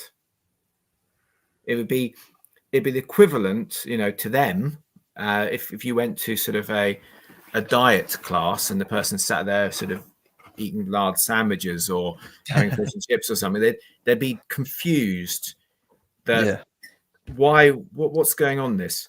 Yeah. So one thing, and this is what I've learned from the Czech people, if they say it, they mean it. And they're very quite precise with their words. And I mean that even in normal day-to-day interactions, I've found, often we take things as a broad guideline, and they're very, very disciplined anyway, a lot of them. I'm not saying, please be clear, I'm not saying the Czech Republic is a sort of a group of enlightened individuals with superior, but I'm saying as people, they're very disciplined and routine and controlled. And it's very easy to appear, if you're, from a different culture, there to sort of appear a bit out of control, a bit sort of, ill-disciplined. So when something's written here, normally each word is quite precise. Yeah. So we have things where he's saying, well, sometimes, he does mean sometimes. If he says, you should make this your daily discipline and only, so if you said I skipped a set of exercise, they'd think that maybe someone had died in the family or you were needed for an emergency. In fact, those are the recommendations. Incidentally, you do find this in other sort of practices. Now, why is this? Well, if you think about the skills sets, we're talking about music. Think about how much genuine dedication to practice just to learn, say, to play the sort of harp would take. Yeah, how much practice to get it to the point where you could perform. Phil, tell me, could I do that in half an hour a day or an hour a day? If I want to do a harp performance for you this time next year, how much practice will I do? I've got my harp, I've got my instructions, I've got a teacher once a week. How much do I need to practice? You need to immerse yourself in some level of, it's one thing to be able to perform and re-perform a mechanical process where you're basically creating a sound, but then there's your approach to making that sound and how that sound comes out. And that's the part that takes the longest, is training people to listen to what they're creating, because anyone can go ding, but when you can change the way you flex your knuckle to produce 3 different sounds based on the tension in between these 2 points.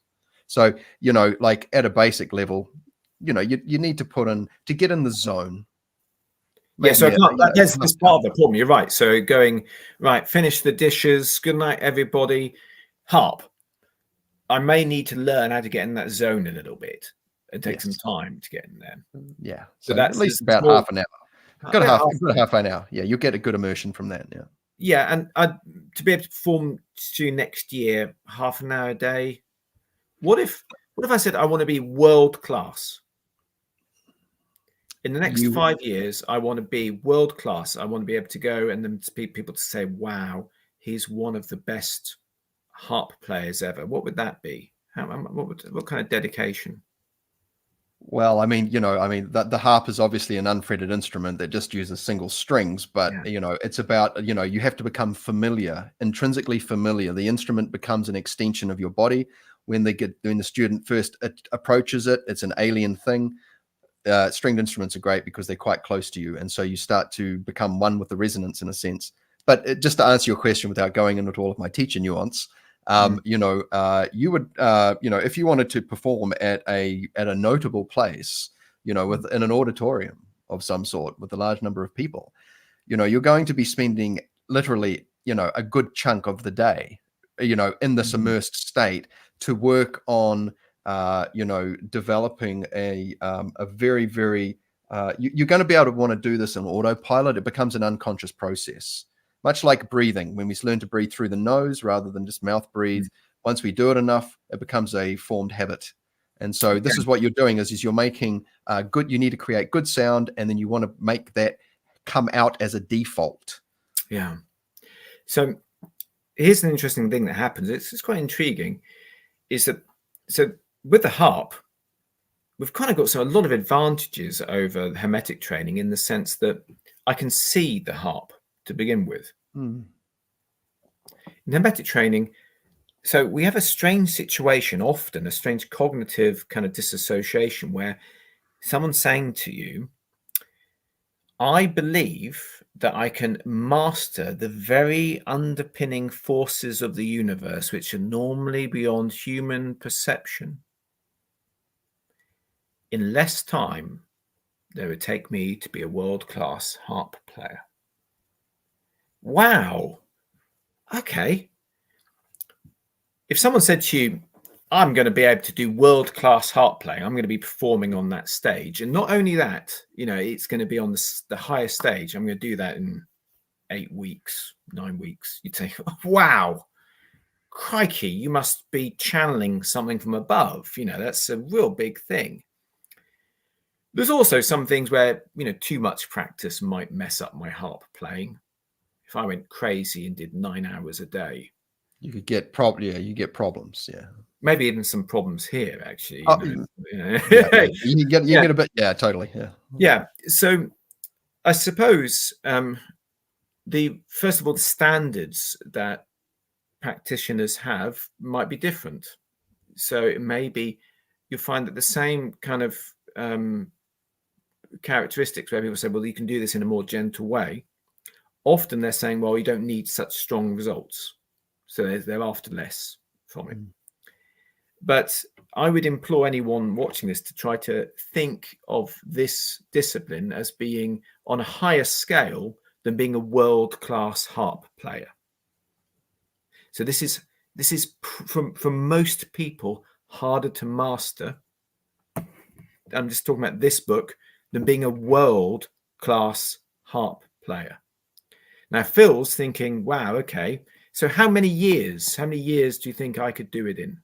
I'm going to undertake this, I'm going to get the best teacher, going to see them a couple of times practice for 2 hours a day. How many years do you think, Phil, before I'm a world-class harp player without supernatural intervention?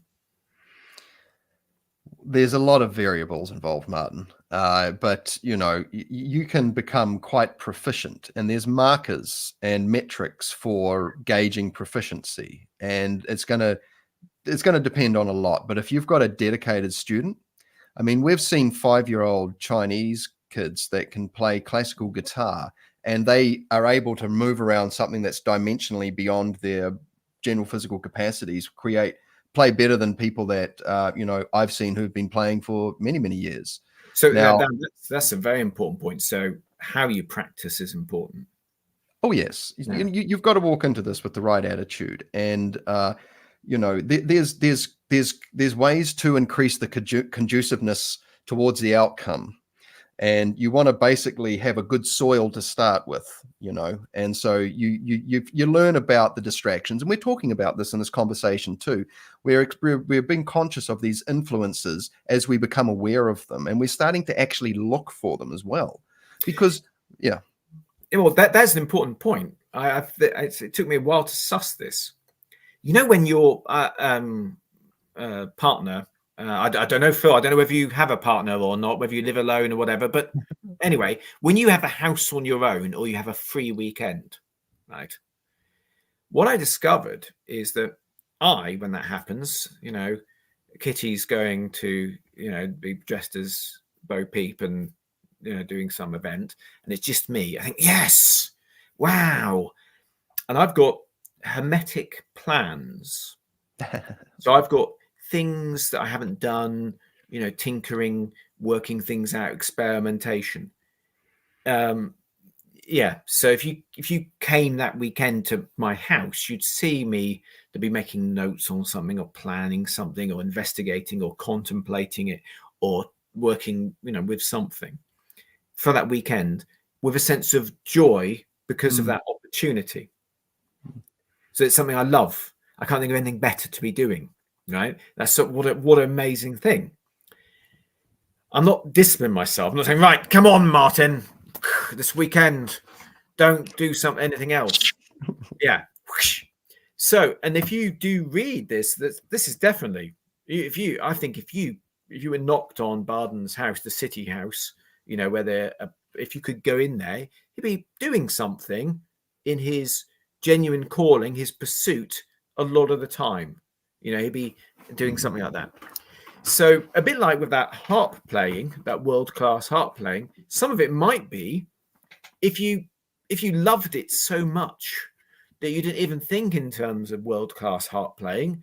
You didn't care what anyone else were doing. You just loved the harp so much that you were playing it all the time and thinking about it all the time and asking stuff. So some of the stuff, so Phil, it's a lovely question. I suppose perhaps one thing to express here is they love doing these practices. They think, what a blessing. And, a lot of these practitioners, they've gained the direct vision. So the beginning stage, you're kind of trusting some guidance. You're trusting what's been said here. You're trusting what other people who are doing it are saying, and you're weighing it up and your stuff. My recommendation is you assume that what's being said here is correct before you have direct vision. Let's just assume that. Yeah, just take a bit of patience, Then when you can see how the cold water is doing it and what's happening, and you can see what's happening with the food, then you can say, oh, that my observations are a bit different than what's written here. So I think there's a sense of joy in the undertaking and genuine interest in the undertaking. And the reason why they sort of think it was a bit strange would be perhaps if, because you're undermining yourself. It would be a bit like if you saw me building a brick wall and then I threw a stone at it now and again and knocked it down. You'd think, well, what are you trying to do here? Yeah. Now, I'm not saying in an emergency situation, we could have a whole episode, couldn't we, Phil? This is the next one. The episode is the conscious reception of food dealing with other people or other situations.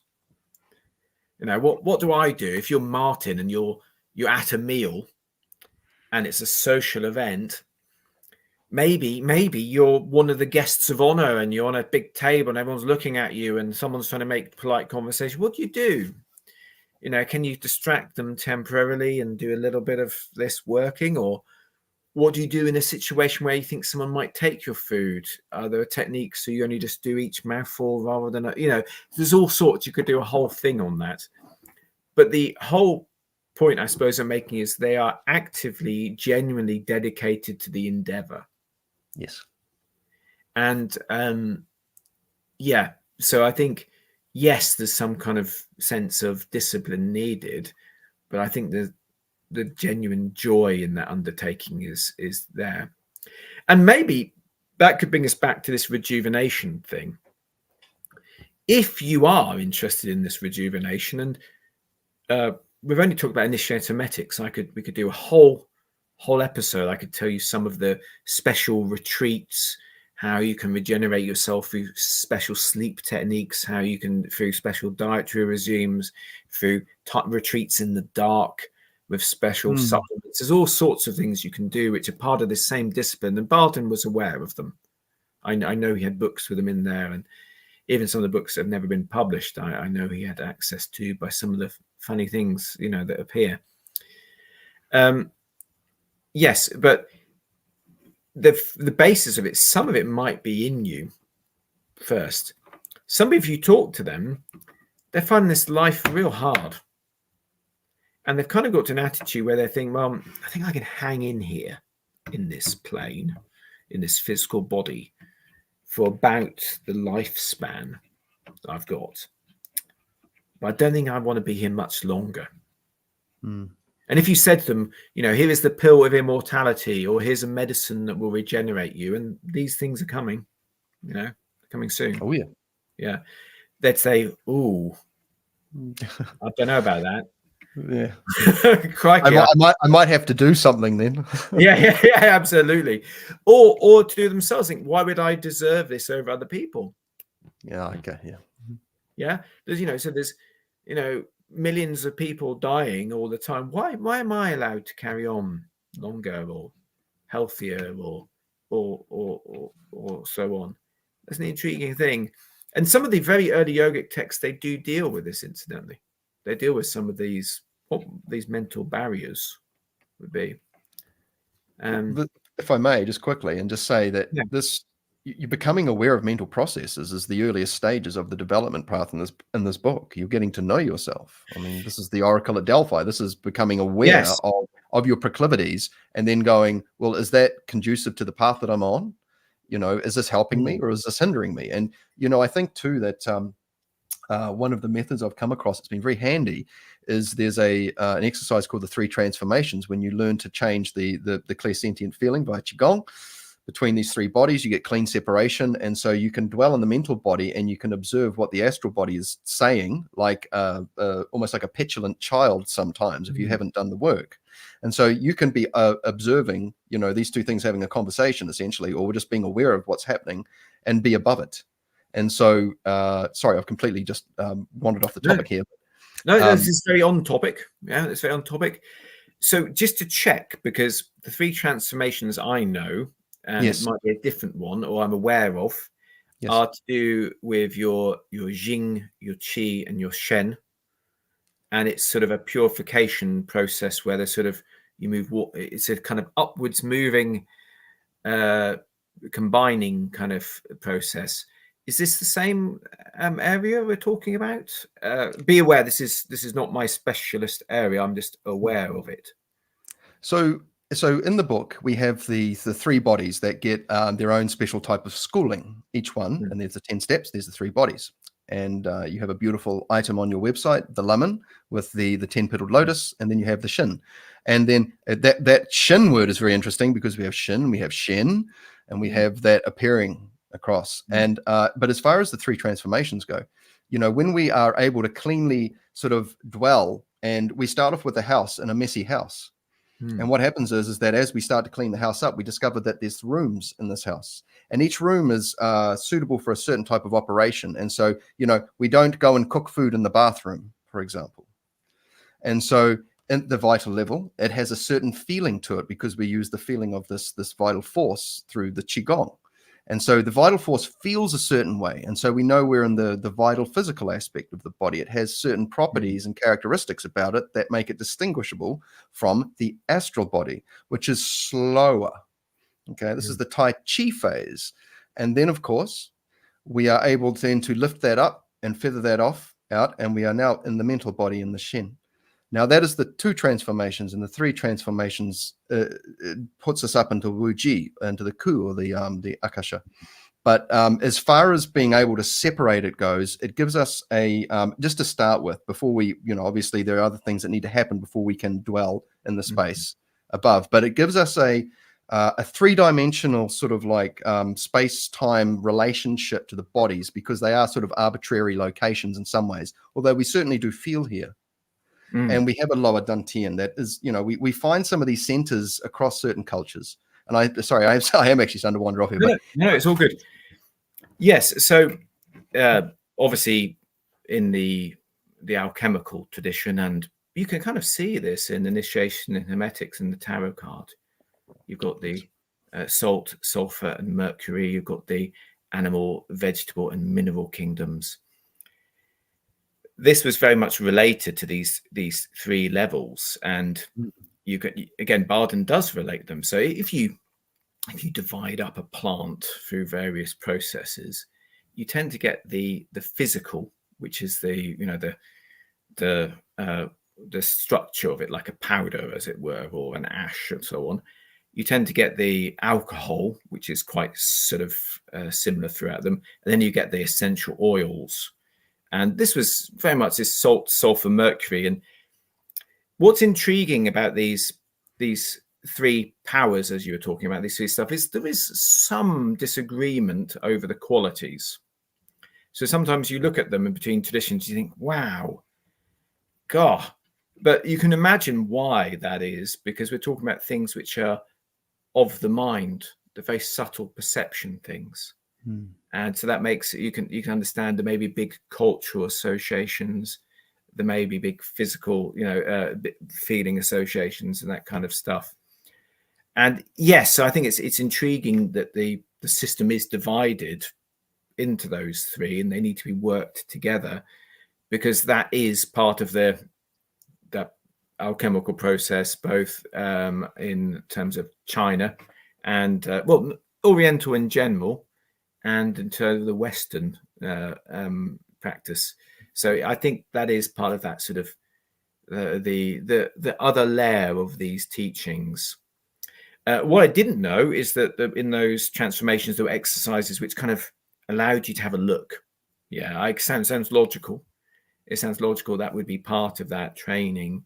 Maybe this would be a natural thing, because one of the things we haven't mentioned about step 1 is the soul mirror work. And this is really people's first introduction to elemental contemplation. So they're sitting there thinking, is this of this element, or is this of that? What does that mean? Am I agitated because it's fiery? And I've got too much fire. Am I agitated because is agitation water because it's emotion? Is this a earth quality because I'm being awkward, or is this? So people start to connect with the mind. Now remember, all things are of the mind. So when you start to know the element, you start to know it in yourself as well. You start to be able to perceive it more externally.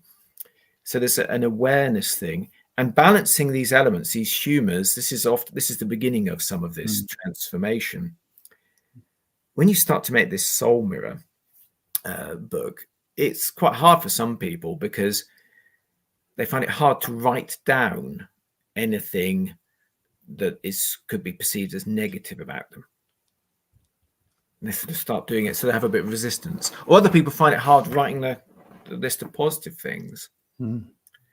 Maybe their upbringing is different, where if you admitted a weakness, there'd be trouble.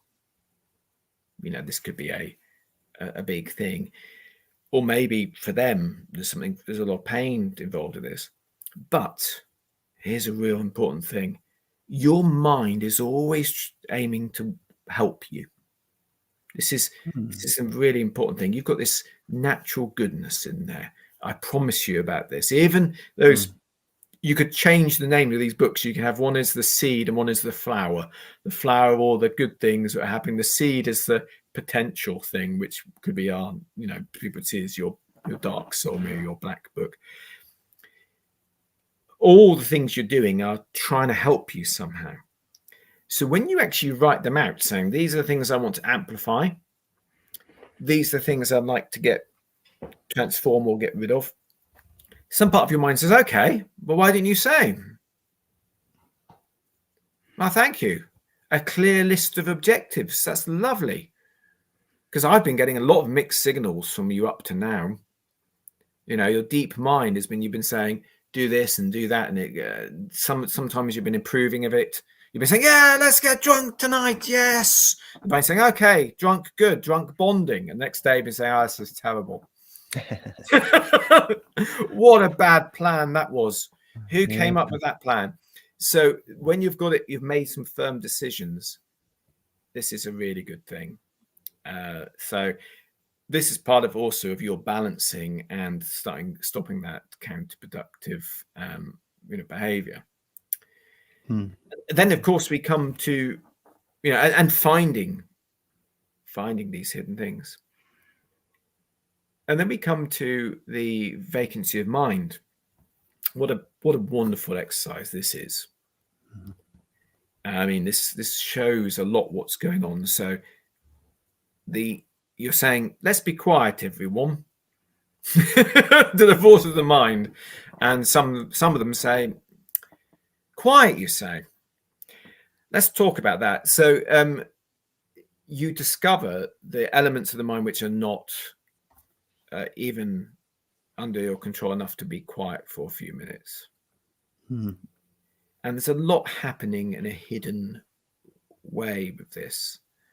And this is really a very important part of your progress. You've already learned to be so detached enough. These thoughts aren't controlling you to pull them in. Now you're going to just bring around such tranquility and such stillness that they're there. Now, if we think about in terms of the mind and the body expression, I think this is a really wonderful opportunity to see this evolution and to sort of balance those elements. And it's normally a soul mirror quality, actually, that's getting in the way. There's often patterns to those disturbances.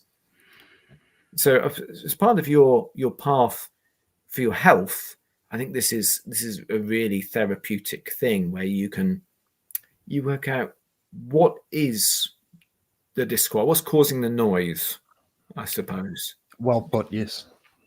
Yeah.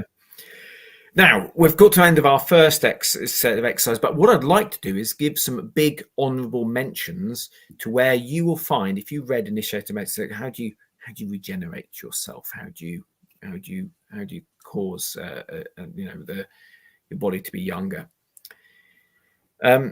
First of all, step 3, the breathing into different body parts and the organs. This is extremely rejuvenating to the system, and this is actually normally contained in any techniques of rejuvenation. Bardon even describes it as such. There are certain ways to also do this involving sleep, and that's another important thing. Step 2, Bardon talks about sleep and about how to take in to keep a vibration throughout sleep. There are whole systems which are based on this.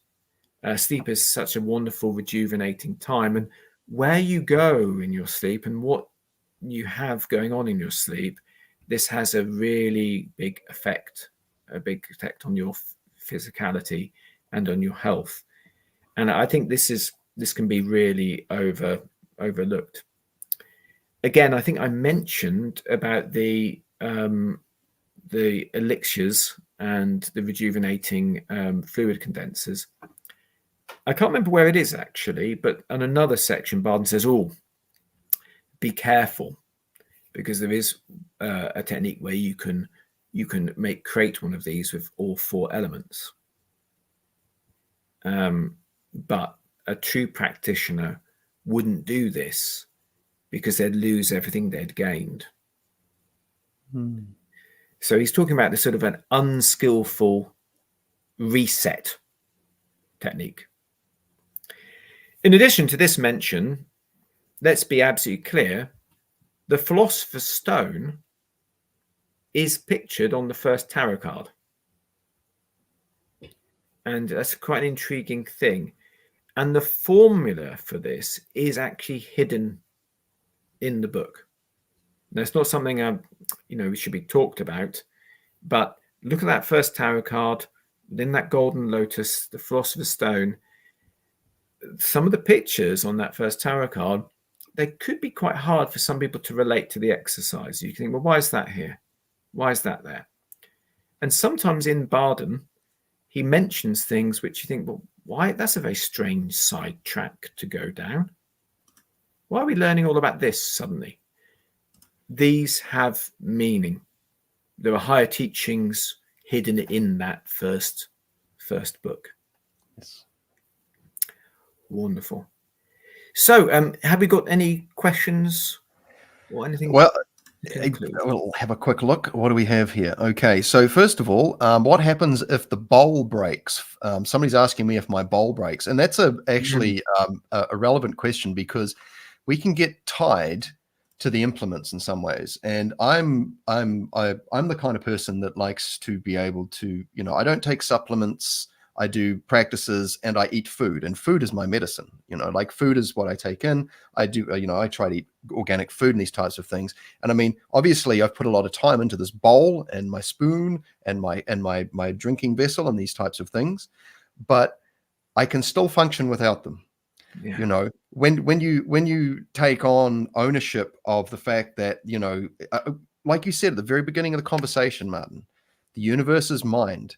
This is a discoverable truth, and it's a pathway towards it. We have to go through a series of satisfyingly convincing processes that reveal to us that this is a measurable objective truth. Because one thing I feel that I find that I really like about this Hermetic pathway is that we're scientists, and these things are testable, reproducible, and measurable, and we get better at doing these things and as we go along.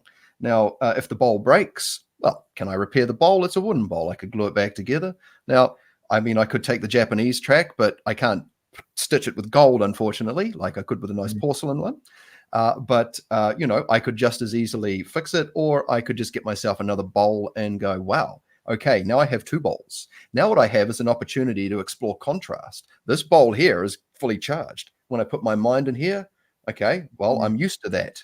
But when I put my mind in the new bowl, it's like, it's a bit bland. And so then I've got a sort of a measurement of like going, okay, well, I've got a pressure test here to see, because I'm sensing, when I transfer into something, I'm exploring it and I'm noticing the charge that's in there. So I can see an opportunity. If the bowl breaks, okay, how is this valuable to me?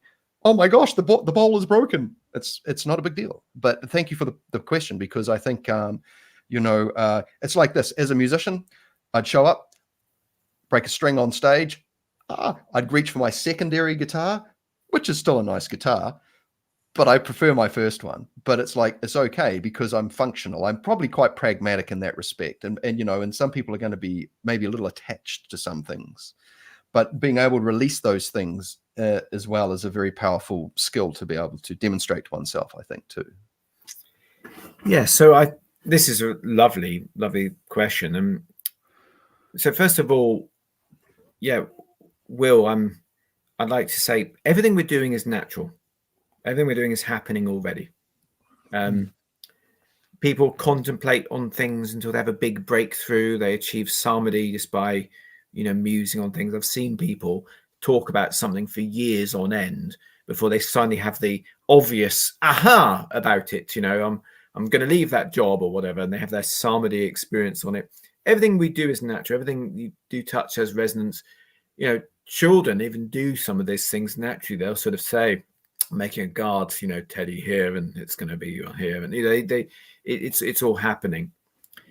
So now and again, there are circumstances whereby you will create resonance in things, which you're doing already, but they'll be to a higher degree, such as Phil's bowl that we could all sense. He didn't tell us about it. We knew about his bowl already. What happens if it breaks? And it could be a funny thing. You could be practicing with a set of beads for 10 years. You didn't do anything to make those beads blessed beads, but they've become so by usage and they break. Oh, and you're in a funny position there. Now, like Phil was saying, here's a lovely opportunity for contrast. You can say, right, are these special? If I put them in a sort of a paper bag, and I put some others in a paper bag, and I flip them around, can I tell the difference? Nice. Is that real? Can other people tell the difference?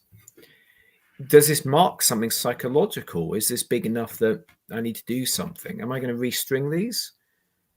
Is there enough influence on that? It's so connected with me, I need to wash them. Good news. You've been practicing washing away influences every morning for the last sort of whatever years. You could do that. Or do they have a blessed quality? What quality could it be? If I bury these, are they going to have a positive effect? Some of this is about your growing awareness of what's happening around. One thing I'll say is I've spent some time with some really wonderfully advanced practitioners, and they're far more aware and far more interested in the subtle. Now, I'm a kind of quite a blunt character, so it's interesting to watch. So the way I kind of describe this to everyone, and it's really hard to convey, is I've seen Zen masters where I've watched them just do subtle things, and I think, so I do basic things with such care and detail. I think, wow. I've watched a monk hoover, and his way of hoovering is so detailed and so systematic. Everything gets hoovered, even every single cushion, every inch. Oh, talking about a vacuuming, sorry. Yeah, vacuuming. That we would, most of us would get bored after a few and stop, hoovering the cushions. If you look at the practitioners who are extremely advanced in this system and are going on high levels and beyond the written books even, you'd see that they're so aware of the subtlety of things that they're able to sense minor adjustments and changes. They can feel when something's changed, but they've also got wisdom and awareness. So let's imagine one of these practitioners wanted to help an elderly lady who was depressed because her husband passed away, who lived in their street. They would know the right subtle thing to do, which was almost effortless, that would cure it. So let's imagine, this is a made-up situation. They might think, they walk past the garden and they would just drop a seed in that garden and then know that this was the right plant with the right kind of vibration, the right appearance, and it was the right thing that would mean that she would see the plant grow and think, oh, that's nice. Maybe I'll clear some ground around that so it can function better in my overgrown front garden. And for the first time in months, she's doing something to improve the world. Not because of her. She's not even sure how she feels because she's still mourning her husband, for that plant. And because of that, she starts to improve the garden. She gets some soil on her hands, some sunlight on her, gets a bit of purpose.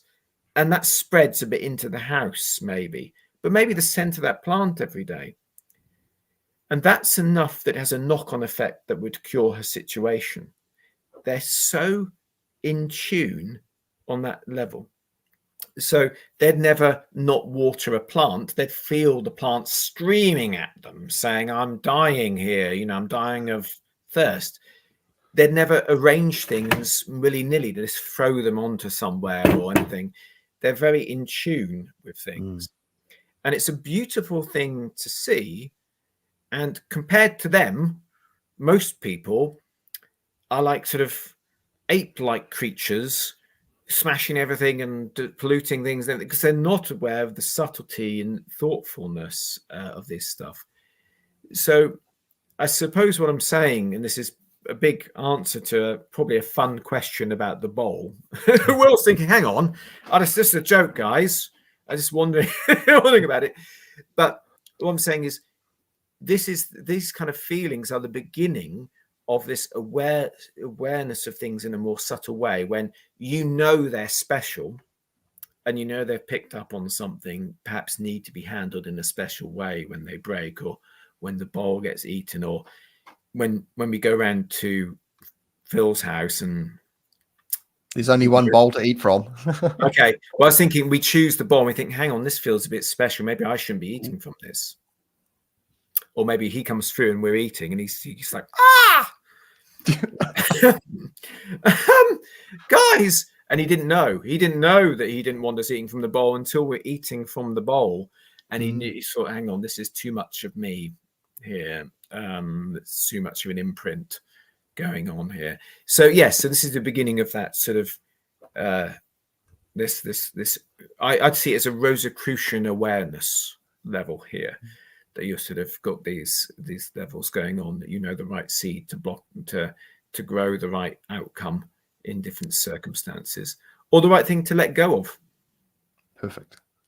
Yeah, and I just want to say too that you know, I'm just going to put this up, another one from Will. You know, Phil and Martin do look quite youthful. I get commented on a bit because apparently I've de-aged, especially from going from a rock and roll lifestyle, which was very much a rock and roll lifestyle, and then getting involved in meditation and essentially reducing emotionally charged reactions down to the point where I'm a very still person, and I understand what the system of Reiki is about, which is essentially becoming a stillness practicer, where somebody who isn't still comes to me and they essentially get attuned to my stillness. So they place themselves on the table. And so, you know, you can say, well, I'm healing them. Well, how about this? How about they are like, you will sit with a teacher. In the original days of Reiki, you would go and sit with Mikao Sui, and there was no attunement ritual. You would just sit there, and then he would teach you to listen. And you would sit there, and then you would just become calm, because that calm person that comes into the room and just somehow manages to chill the whole room out. Imagine that as a demonstrable skill for yourself. How valuable would that be? And a wonderful blessing for the world to have that influence where you can come into a charged situation and bring it down. Now, Martin, I'm just going to tell people I am 46. And I probably looked 46 when I was in my mid 30s, and now people tell me I look much younger. And I have to say I attribute that to the way that I eat, when, how, and what I eat, my approach in relationship to eating, my sleep. You've mentioned this. I consider my primary needs. How do I breathe? How much, you know, what is the quality of the water? We have to tick certain boxes off in the course of a day. You know, how long can you go without breath? How long can you go without water? How long can you go without food? How long can you go without sleep? You have to tick these boxes off, otherwise you do not survive. And then there's the quality of those things. So I've put a fair amount of granular sort of like exploration into some very basic things in life, and these have transformed me. And I have to say a big one has been certainly Qigong, and which is basically a very similar format to the vital breathing in section 3. Going into a natural environment and vital breathing after doing a brush and a magic wash, I cannot find anything that even comes close to that personally. And Martin, you look yourself like you're de-aging. I've seen older pictures of you and you look great, but you have certainly, you look fantastic, brother. Yes. So, I mean, you probably, if you're interested in my progress, have a look on my website and I'll show you some of the tests where I tested younger, you know, progressively testing on average younger.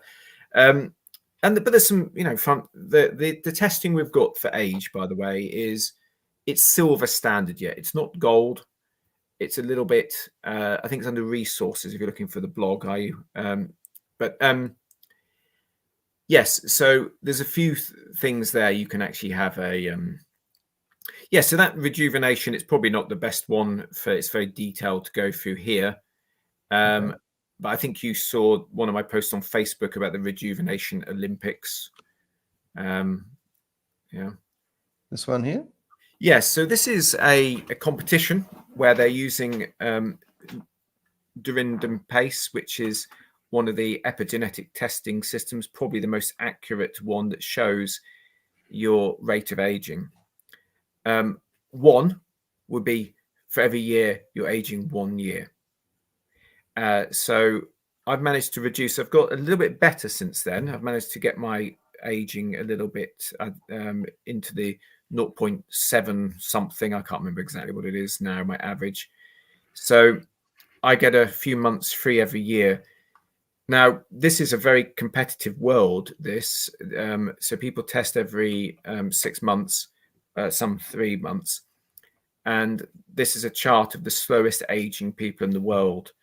My understanding is there's over 60,000 people who've entered. Oh, wow.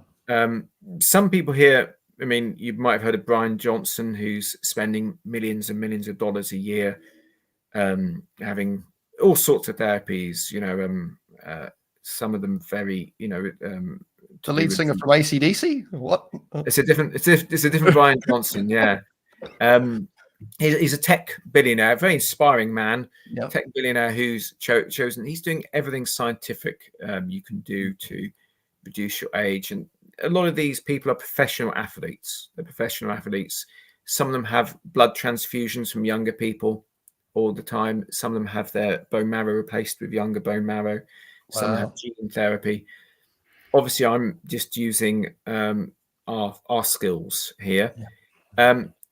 Worth noting that this is a bit out of date. I'm slowly being knocked down as huge numbers of people enter. I think I'm at 24 or something at the moment. Now, obviously, my main competition is against myself. What I'm interested in is proving that, you read all the old yoga texts say these techniques can make you younger. My question is, what I seek to do is to prove that they were telling the truth. So that's the important thing. And it's working, and it's holding out against people who are, as I said, that this is their job. And they're on very impressive medication. I won't go into all their stuff. They've got huge regimes, so it's working very positively. One of the things you were talking about that stillness, then. Sometimes my wife Kitty, she comes in, she tells me a few things, and she'll say something remarkably deep and wise, and then leave me stunned, and then carry on with life. And I'm still processing that, and she's asking me about other things and so on. One of the ones which I've always remembered is she said to me, when you're on a train, right, or on something that's moving, like the earth is moving, stillness is moving at the same speed as that moving thing. Wow, that's pretty deep, man. Yeah, that's true. So if you're achieving inner stillness, you must be bringing yourself in harmony with the vibration and the movements of the whole of existence. Whoa, hang on. Give me a second. So there's the movement of the unit, of the whole of the objective mind, the big mind. And for me to still this, I need to be becoming at one with the big movement. I need to catch be at the one. wave. Yeah. I need to be at one with the big wave. Wow. And it made me think about your Reiki, where they're coming in and there's something that isn't in harmony, and you need to help them get out of the way of it leaving. And you've got to get out of the way of yourself helping in order to get out of the way of it leaving. Let the universal flow. It sounds like, yes, that's going very well. Incidentally, though, with youth tests, yes, your eyesight, so there's some lovely tests they've done. You've probably seen, I've done some things like the Horvath test. They use this on crime scenes to find the age of people. I've managed to reduce my epigenetic age enough that I test as someone 10 years, 14 years younger than my current age. But it's not more effective than just seeing. So it's an intriguing thing. the test's done. If you just get someone to rate someone's age by the sight, this is an accurate prediction of their health outcomes in the future as much as any genetic test. The human eye is as good as anything you can get in a lab. There are sites where you can do this and upload it, but just how people perceive you is a very important thing. Wow, that's interesting. But here's another important element of this rejuvenation and all this keeping yourself healthy and everything. Meditation, there's a big connection between meditation and younger epigenetic age and longer life. This is so we can be here to do more to help the world. We get a small window. Yes. A lot of people in this small window of their life, they make short-term decisions knowing that the disaster they cause, they won't see. Though I chop down the trees to do the books, so they don't choose to source the paper responsibly because, well, I won't be there. So having a longer time here for someone who's got genuine good intentions might be a decision that you make in order to help. Now, this isn't to become a kind of blockage, go against the flow of the universe, the natural evolution. You're going to have to make some big changes to who you are, anyway. You're going to have to do that for this to work.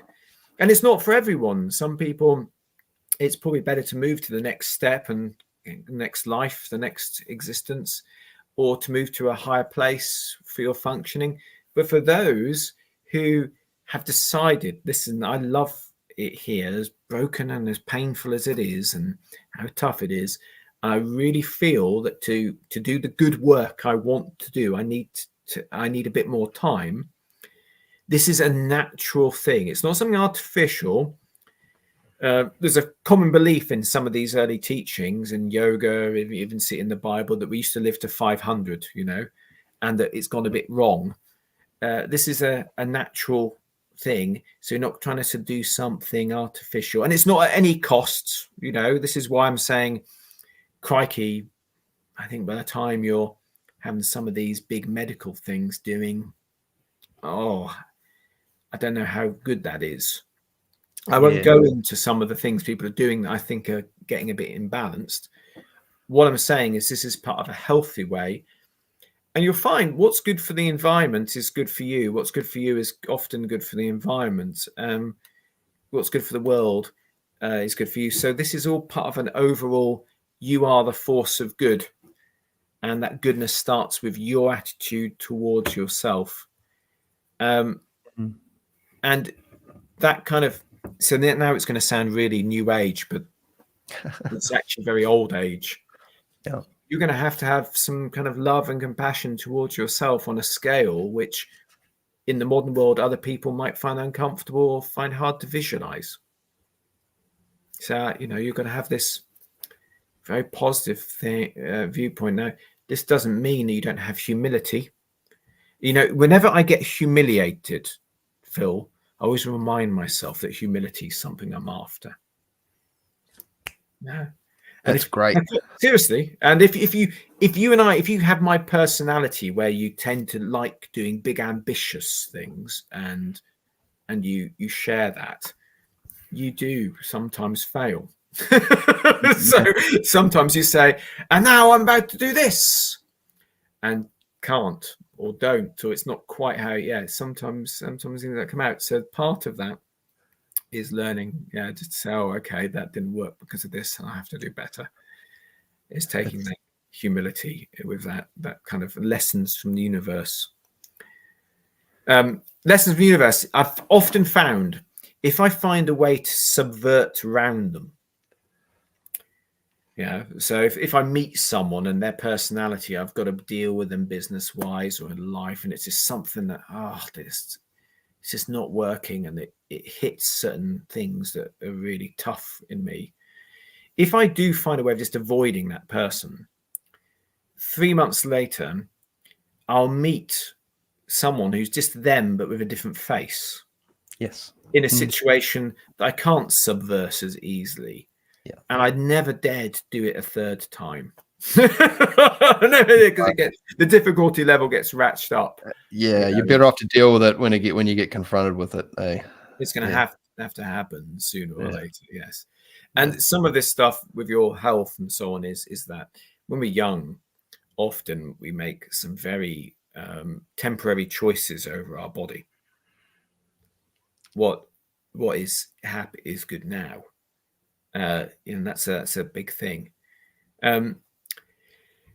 Let's talk a little bit about some of the health practices that are recommended by people outside Bardon, or if in this regeneration community. And let's talk about Bardon's view on them and about us from a Hermetic point of view.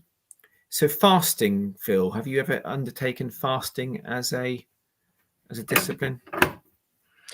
So what I have found is that if I can essentially sequester my meal down to one portion a day, like one meal a day, then I am practicing intermittent fasting.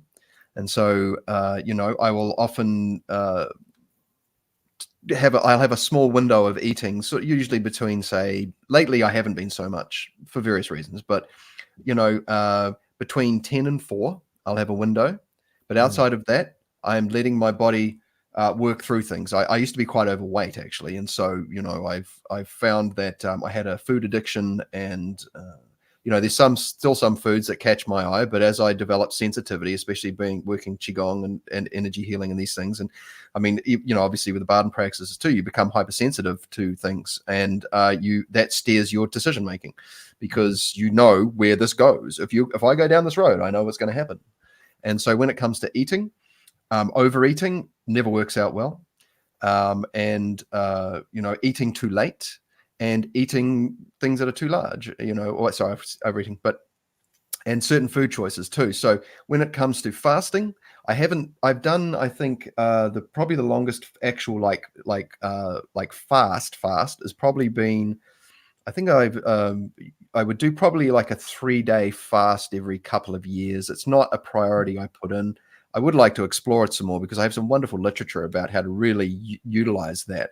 But there's many stories from history about, we got the information wrong, where we don't eat 3 times a day. It was apparently we eat every 3rd day or something like this. I've heard tales from various myths and things of this nature. But as far as my fasting goes, it's more intermittent, where I have a small window in the day and I occupy that. And then I might have something, I'll drink fluids as well. But since I've started having high quality water, highly filtered and spring waters, and that, I find that I don't need to take as much fluids in the day as well. So there's a small element of dry fasting as well. But yes, I must say, please. Okay, so first of all, we're starting to get into the area of, not Bardon philosophy, but what I do. I'm booked in with I don't know if you know the Broderick Wallace channel. Someone could put a link to it. Yeah. That's that William Morton, is that? Yes. So we're going to talk in great detail about what Martin does. That's but we won't, so if you want to know about that, that's going to be a huge what Martin does. But let's talk about fasting from the point of view of Bardon. Bardon does mention it a few times. So first of all, Bardon's view on diet is that it should be balancing, it should be rejuvenating, it should be in line with the elements. And he's saying you shouldn't overdo it. But he also says, listen, you don't need to be vegetarian. And he says it's a bit childish, isn't it? That this view that sort of the animal's qualities will go into you. And with fasting, he says you've got to keep things in balance. I mean, I think it's at the beginning of, it might be step 2. There's a bit that says, listen, if you're used to eating lots, pull back. If you're used to, just try keeping yourself under control. Don't drink as soon as you're thirsty. But he also says, it's a silly idea if you're involved in manual labor to deprive yourself of nutrients that you need. Yeah, so don't be balanced about this. Oh, wonderful. Brilliant. So that is an important thing. Make sure that you're not overdoing it. And with fasting, it's quite easy, actually, to, in my experience, to move into real times of tests, particularly with persistent fasting. Now, studies into calories, having less calories. I mean, first of all, having too much fat, too much weight in that form, this is really, really not good for the system. It messes with your hormones, it messes with a lot of the functions, it messes with your processing of things. So this is a really important thing to just be aware of. That has its own health concerns. If you're, in my opinion, your relationship with food has to be pretty good if you're going to do starty, stoppy stuff. If you've got some funny things with food, don't mess with that system. Yeah, that could cause some bigger problems. Having less calories and lower calories, there's some very convincing epidemiological and scientific studies in both animal models and in humans that show that it's better not just for your lifespan, but also for your health span, for how long you're healthy. And this is probably to do with superior repair. When your body's a little bit hungry, it looks for damaged bits, your autophagy, the way your body processes things. It increases how much the damage, it looks for damaged cells. So it means that something that's gone wrong, some of those senescent cells are removed. Some of those cells, perhaps it could pick up on cancer, it could pick up on illnesses. And there's even some studies showing that a hungry body even will digest other things. If you've got a bacteria or floating around or something, it will use other things. Now, there have been some recent studies where people have said, hey, calorie reduction and fasting don't seem to have a difference in humans. Actually, what they called fasting wasn't even, intermittent fasting. They were saying just having your breakfast a couple of hours late. There are many studies that demonstrate there are health benefits to having periods when you're not eating. Better for oxidative stress, better for your insulin response, better for your repair. 1 meal a day is quite an extreme version of intermittent fasting, and crikey, that's not for everyone. That's a big one. I personally do four 4-day fasts a year, and I practice intermittent fasting, and I control my calories to some degree, but I kind of try to keep it on an edge there. When you start to restrict your calories, it's hard to get the right nutrients, because a lot of the food we have, it's not grown in a sort of a field that's sort of tended to and has lots of different things in it. It's mass produced in a big bundle of from soil that's pretty, it gets a lot of work. There's not as much in our food, so you need to be quite skillful if you're going to decrease your calories significantly. Quite thoughtful with it. It has been an experience, I must say. Just to say, yeah, absolutely. And there's also a spiritual aspect to it. There's a practice of fasting for things. Fasting in order to have an influence. There's a practice of fasting as a means to control the mind. That 4-day fast, I'm fine all the way through. But on day 5, when I start eating, I'm such an irritable person. And so it's the days after the fast where I have to control myself to make sure I'm still being thoughtful and honorable and controlled, but also control myself not to eat like, a crazy person. Just keep things in balance, keep the pace right. I've practiced longer fasts up in the mountains with the monks, guided, and it's while walking and things, and it does recalibrate you a little bit. If you do 7 days when you're walking all the time, and it's hard to get water, never mind get food and that kind of process, and then you finally get to eat, you go through some funny things. I know some people have done 30-day fasts. Why a 4-day fast? Why 4 days? Well, a lot of the animal model tests are for animals that have got quicker metabolisms than we have. So by the time your body actually gets to the kind of let's repair, is probably not fully going into sort of super deep repair with the if you skip breakfast. I'm not saying there isn't a benefit to that, but I think now and again a longer period might have some benefits, and I think there may have some spiritual benefits as well. It might help you keep your body calibrated correctly. A lot of us don't experience hunger very often, and we get increasingly sensitive. We're concerned that when we're hot, we're concerned when we're cold, we're concerned when we're thirsty, we're concerned when we're hungry. The universe, we're trying to adapt the world to us all the time, and I think we can lose some metabolic flexibility with that. A lot of these rejuvenation retreats will involve fasting and then a reintroduction of certain medicinal compounds which use the skills we're talking about to aid us as well. If I may, putting your body under a constant load requiring, because the energy you take in from the food needs to be used to process the next meal. And so your body is under a constant load. And so this whole conversation we've been having, it's, one angle I like to wax on a little bit is this sort of like refining the use of internal resources so that they run more efficiently in that.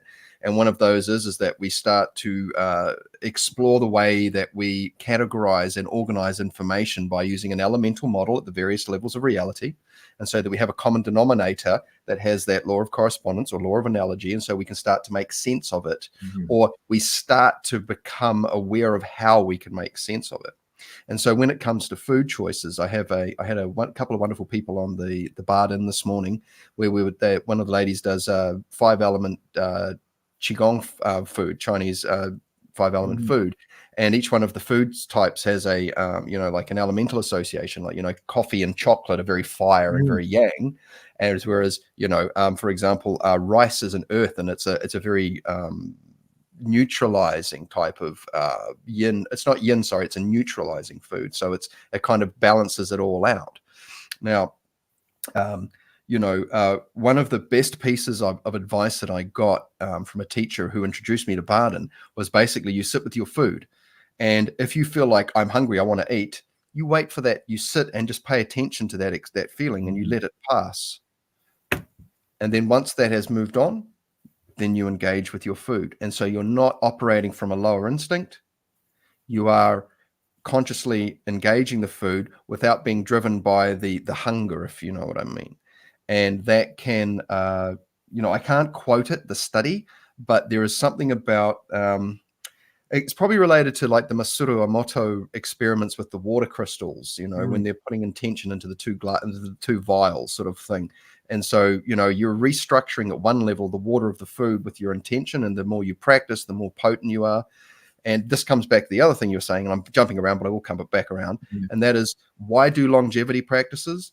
Because once you discover these and you realize that, we're actually helping the entire family out by putting ourselves through these processes, it's like, well, I can get a lot of good stuff done while I'm here. And I can also inspire people. We had statues of chiseled Greek Adonises for a reason, for people to look up and go, wow, I want to be that guy, right? And the stories and the tales and these things. And so, when we explore the relationships of food and fasting and the relationship to food throughout various cultures, I actually put a picture of a book that I have from a Kiwi fella here in one of your posts actually a while back. And it's basically, the book's called Eat Less, Live Long. And he did the first half of this book is him going around all of these countries in the world and getting all the stats and exploring, like what cultures lived the longest and why. And he found the common denominator was their relationship to food. When they felt themselves getting 80% full, they would push themselves away. Now, obviously in Bardon, he's telling us, make sure you finish that whole meal. So, yes. So let's talk about this. So let's think a little bit about Bardon's time as well. So, of course, they've been through such hardships, and they're in a scarcity time. You know, they've had ration food, they've had persecution, and so on, and they've gone through some real tough stuff. So when Bardon's saying, you know, don't get too hung up on the past, he's got sort of people he loved died in the salt mines, you know, under enforced labor and stuff. So I always try to keep things into, you know, in perspective. Now with the food, that's not so much he's talking in terms of spiritual hygiene. You've got this intention in there. A practitioner I greatly respect does it just by the forkful. So in the fork is like this is the intention there. So there are some methods you could use. The Tibetans, incidentally, they give an offering to the other guests. They sort of give it to the animals at the end. But what you don't want is your intention going into other places, which has got your mark, your intention, your direction, where you're making connections. You know, you don't want that happening. So that's why maybe we should be cautious with our portion control and make sure that the easiest thing is just to be able to finish eating it as recommended, rather than get to a bit overwhelmed with things. We live in a world where it's quite challenging with food. The food that we've got, there's hundreds of years of evolution of people trying to make things really delicious for us, for how to fry it just right, or what level of salt to put in there, or salt and sugar, and which herbs. So it's really been fine-tuned, taking these ingredients from all around the world and finding what works best and everything, and so to eventually to say to you, here you go. And so all the natural things, you know, if you just ate something plain, if you were a meat eater and you just had a side of beef, there's a certain point where you just stop eating. You know, you couldn't keep going. So you'd turn off. I don't know how many people are going to eat plain boiled potatoes. You know, give me another wheelbarrow of them. It's not going to happen. You're not going to get to use. They've been made, and everything's calorie condensed. You know, so we've got the milk from a cow, and then we've condensed that down, and then we've extracted the fat from that, so we've got the pure energy. Then we've got the sugar from the sugar cane, and we've boiled that off, and then we've got the actual sugar. We put those two together. There you go. You know, it's rocket fuel. Your body would never, unless you broke into a beehive and actually ate the honey. I don't think that anything would quite match that. So we're up against it a little bit in our society, and it's advertised. And if you go out, the places that give the big portions tend to do better. So we've got to have a real discipline to make sure we have a balanced sort of diet. Now, as far as health goes, it's quite interesting. If there's, I could show you a chart of this. If you're able to exercise, it's best to be slim and be able to and exercise. If you're not able to exercise, it might be better to be have slightly more weight. And this is quite an intriguing statistical anomaly. And it might be that if you get ill and you've got a bit more weight, you've got some spare to recover. So it's an interesting thing. So you're probably best off building muscle if you want to, and muscle decreases as you get older, and that's something we've got to sort of fight against. One of the biggest indicators of all-cause mortality is strength, particularly grip strength or leg strength. So your physical strength, if they test that, is an indicator whether you'll survive a fall, a car accident, an illness, a shock, everything. It's all connected. So physical training, we're back to our I Ching, is probably worth undertaking as well from a health point of view. So I think there's a lot there. Saunas. We talked about cold exposure earlier on with our showers. Saunas. Studies show a 40% decrease in all-cause mortality, in particular cardiac effects. If there was a pill that decreased your chance of dying any year by 40%, you'd be taking that, wouldn't you? And anyway, so, and why? Well, why is this? And this is if you have 3 or 4 saunas a week. So it's quite high.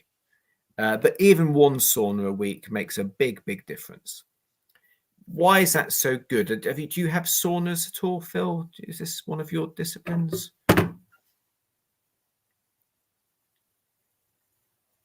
Sorry, I'll turn my mic on.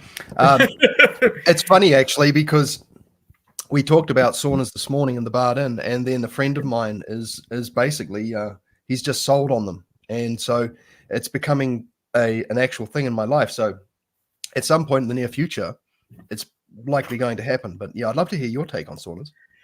Right. So how saunas work probably is to do with, first of all, it imitates. So a lot of these health metrics are a bit interlinked. People eat more vegetables, they live longer, but people have less calories, live longer, but vegetables are low calories. So if you fill your stomach full of calories, could that be connected? It's exercise mimics the effect of fasting. Fasting mimics it's a bit confusing. With saunas, and let's be aware, the yogis used to practice techniques where they'd sit with fires around them as part of their discipline. They'd heat themselves up and overcome this. Sometimes it was to endure, sometimes it was using the elements. This is a discipline that is part of our practice, the arts. The saunas probably work because it makes your heart beat faster, and it gives your body a dilation. The blood vessels open up, and that may have a health benefit. But it is also probably related to heat stress proteins. So your body goes, oh, hang on, we're going to be overheated here. There's going to be damage. So it releases repairing proteins that go around your body, and they repair more than the damage. So you've released it's a bit like, when you start tidying something and you end up thinking, I'll just tidy up here. And think, oh, hang on, while I'm here, I'll carry on. And you tidy the whole room just because you've got it started on something small. For practitioners like us, there are saunas are very good. I have sauna 2 or 3 times a week. They're good for training as well. I mean, there may be a social aspect, incidentally, in the studies, but taking that aside, they're good for training. So obviously, you can do exercises during your sauna. It's conducive to some and not for others, and that's that's a different subject we could cover a little bit later on, or in a different sort of interview. But yeah, saunas, if you are going to add one health thing in, are probably worth it. But they're also doable if you can't exercise, or if you have minor heart problems. This could be a way to slowly improve. Obviously, talk to your medical professional before you jump in a sauna. You'll be surprised to hear, people watching here, I managed to overdo it. Yeah. So I just went in there and thought, right, what's the maximum time that a human can do here? Did you get carried out, or did you? No, I didn't get carried out. But it took a while for my body to adapt to that afterwards. Yeah, my heart. You reach it. Yeah. It takes you into a fever stage, doesn't it? And some people do sweat lodges and things like that. Yeah. That's a lovely health benefit. But you can also do some of your exercises while you're there. Just sort of end a situation of test. Obviously, if you're of the level where you're working with elements, you could be counterproductive to the health benefits of the sauna if you're doing things to counter them. Yeah. But, so that's an important element there. Now, Phil, we're coming up to, we've been here, 3 hours we've been talking, is that correct? I thought I was only going to get you for an hour, bro. So yes. I'm really grateful. Thank you. It's lovely being here, but I have got another appointment I need to transfer to in the near future. But how wonderful that we've covered this. And yeah, any questions before we end from anyone? Let's have a look here. I'll just quickly put it up on the screen, but I'll certainly move into the outro phase of the chat and see if anyone wants to drop something in quickly. I just want to say to everyone that if you're in this chat and you're not aware of this book, okay, this book is Franz Bardon, Initiation into Hermetics. There are copies available on Amazon. The price fluctuates. You can buy secondhand ones. There are still some newly packaged ones. This one was new for me when I got my one. There are PDFs available too, but please do your best and try and get yourself a copy of the original book. And there's nothing like a paper copy, and support the author. And if you scroll down my YouTube channel, you will see at the bottom there, I have all of these other channels that I've recommended of other well-known Bardon practices. And there's maybe some not there, but that will set you on an exciting journey of refinement, empowerment, exploration. You'll discover things like purpose starting to become a lot more obvious and apparent in your life. And yeah, but I just want to say, if you haven't discovered this work of Franz Bardon, I've got a book on wizards. It's a very good book on wizards. The person who wrote the book on wizards put a lot of effort into it. What's funny is that all the usual suspects are there, the Agrippas, the Crowleys, you name it, they're all in there. There's no mention of Mr. Bardon. I find that quite curious. Isn't that curious? This is one of the best kept secrets, I think, and it's starting to become more into the public awareness. It's worth your time to explore. I have explored many different forms of Western healing modalities, and rather than reading 10 books, I could have just read this one, and it made a lot more sense to me. And this is helping me understand all the missing parts. That this book has got a lot of great stuff.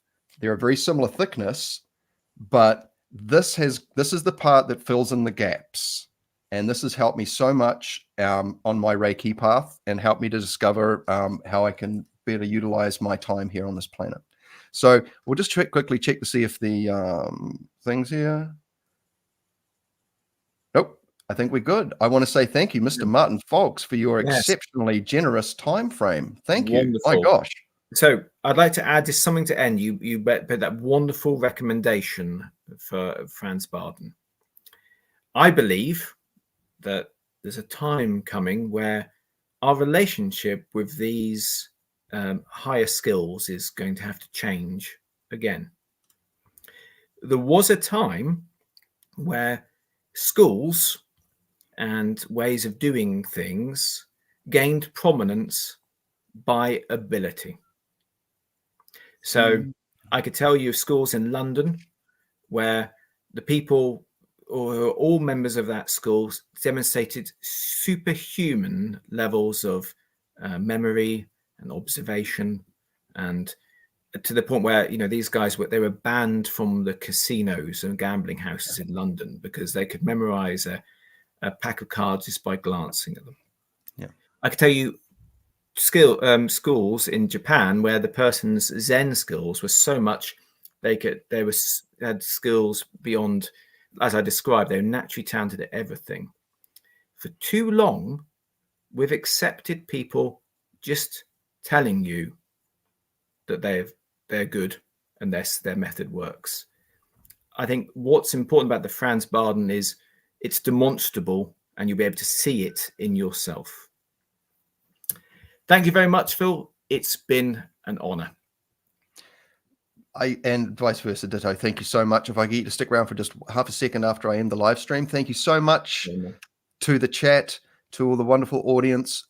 Please ensure you go and check out Martin's channel. He has so many videos on there. Oh my gosh, there's so much. And it's not just the Bardon material. He goes wide. He has an incredible website with so many books and things to explore. Please, next time we'll definitely do a bit more of a deep dive into Martin's offerings and things, because he has provided so much contribution to the community. Thank you, everybody. Thank you to Violet Flame for the software upgrade. We'll see you guys again soon. Stay well. Brilliant. And we'll see you again.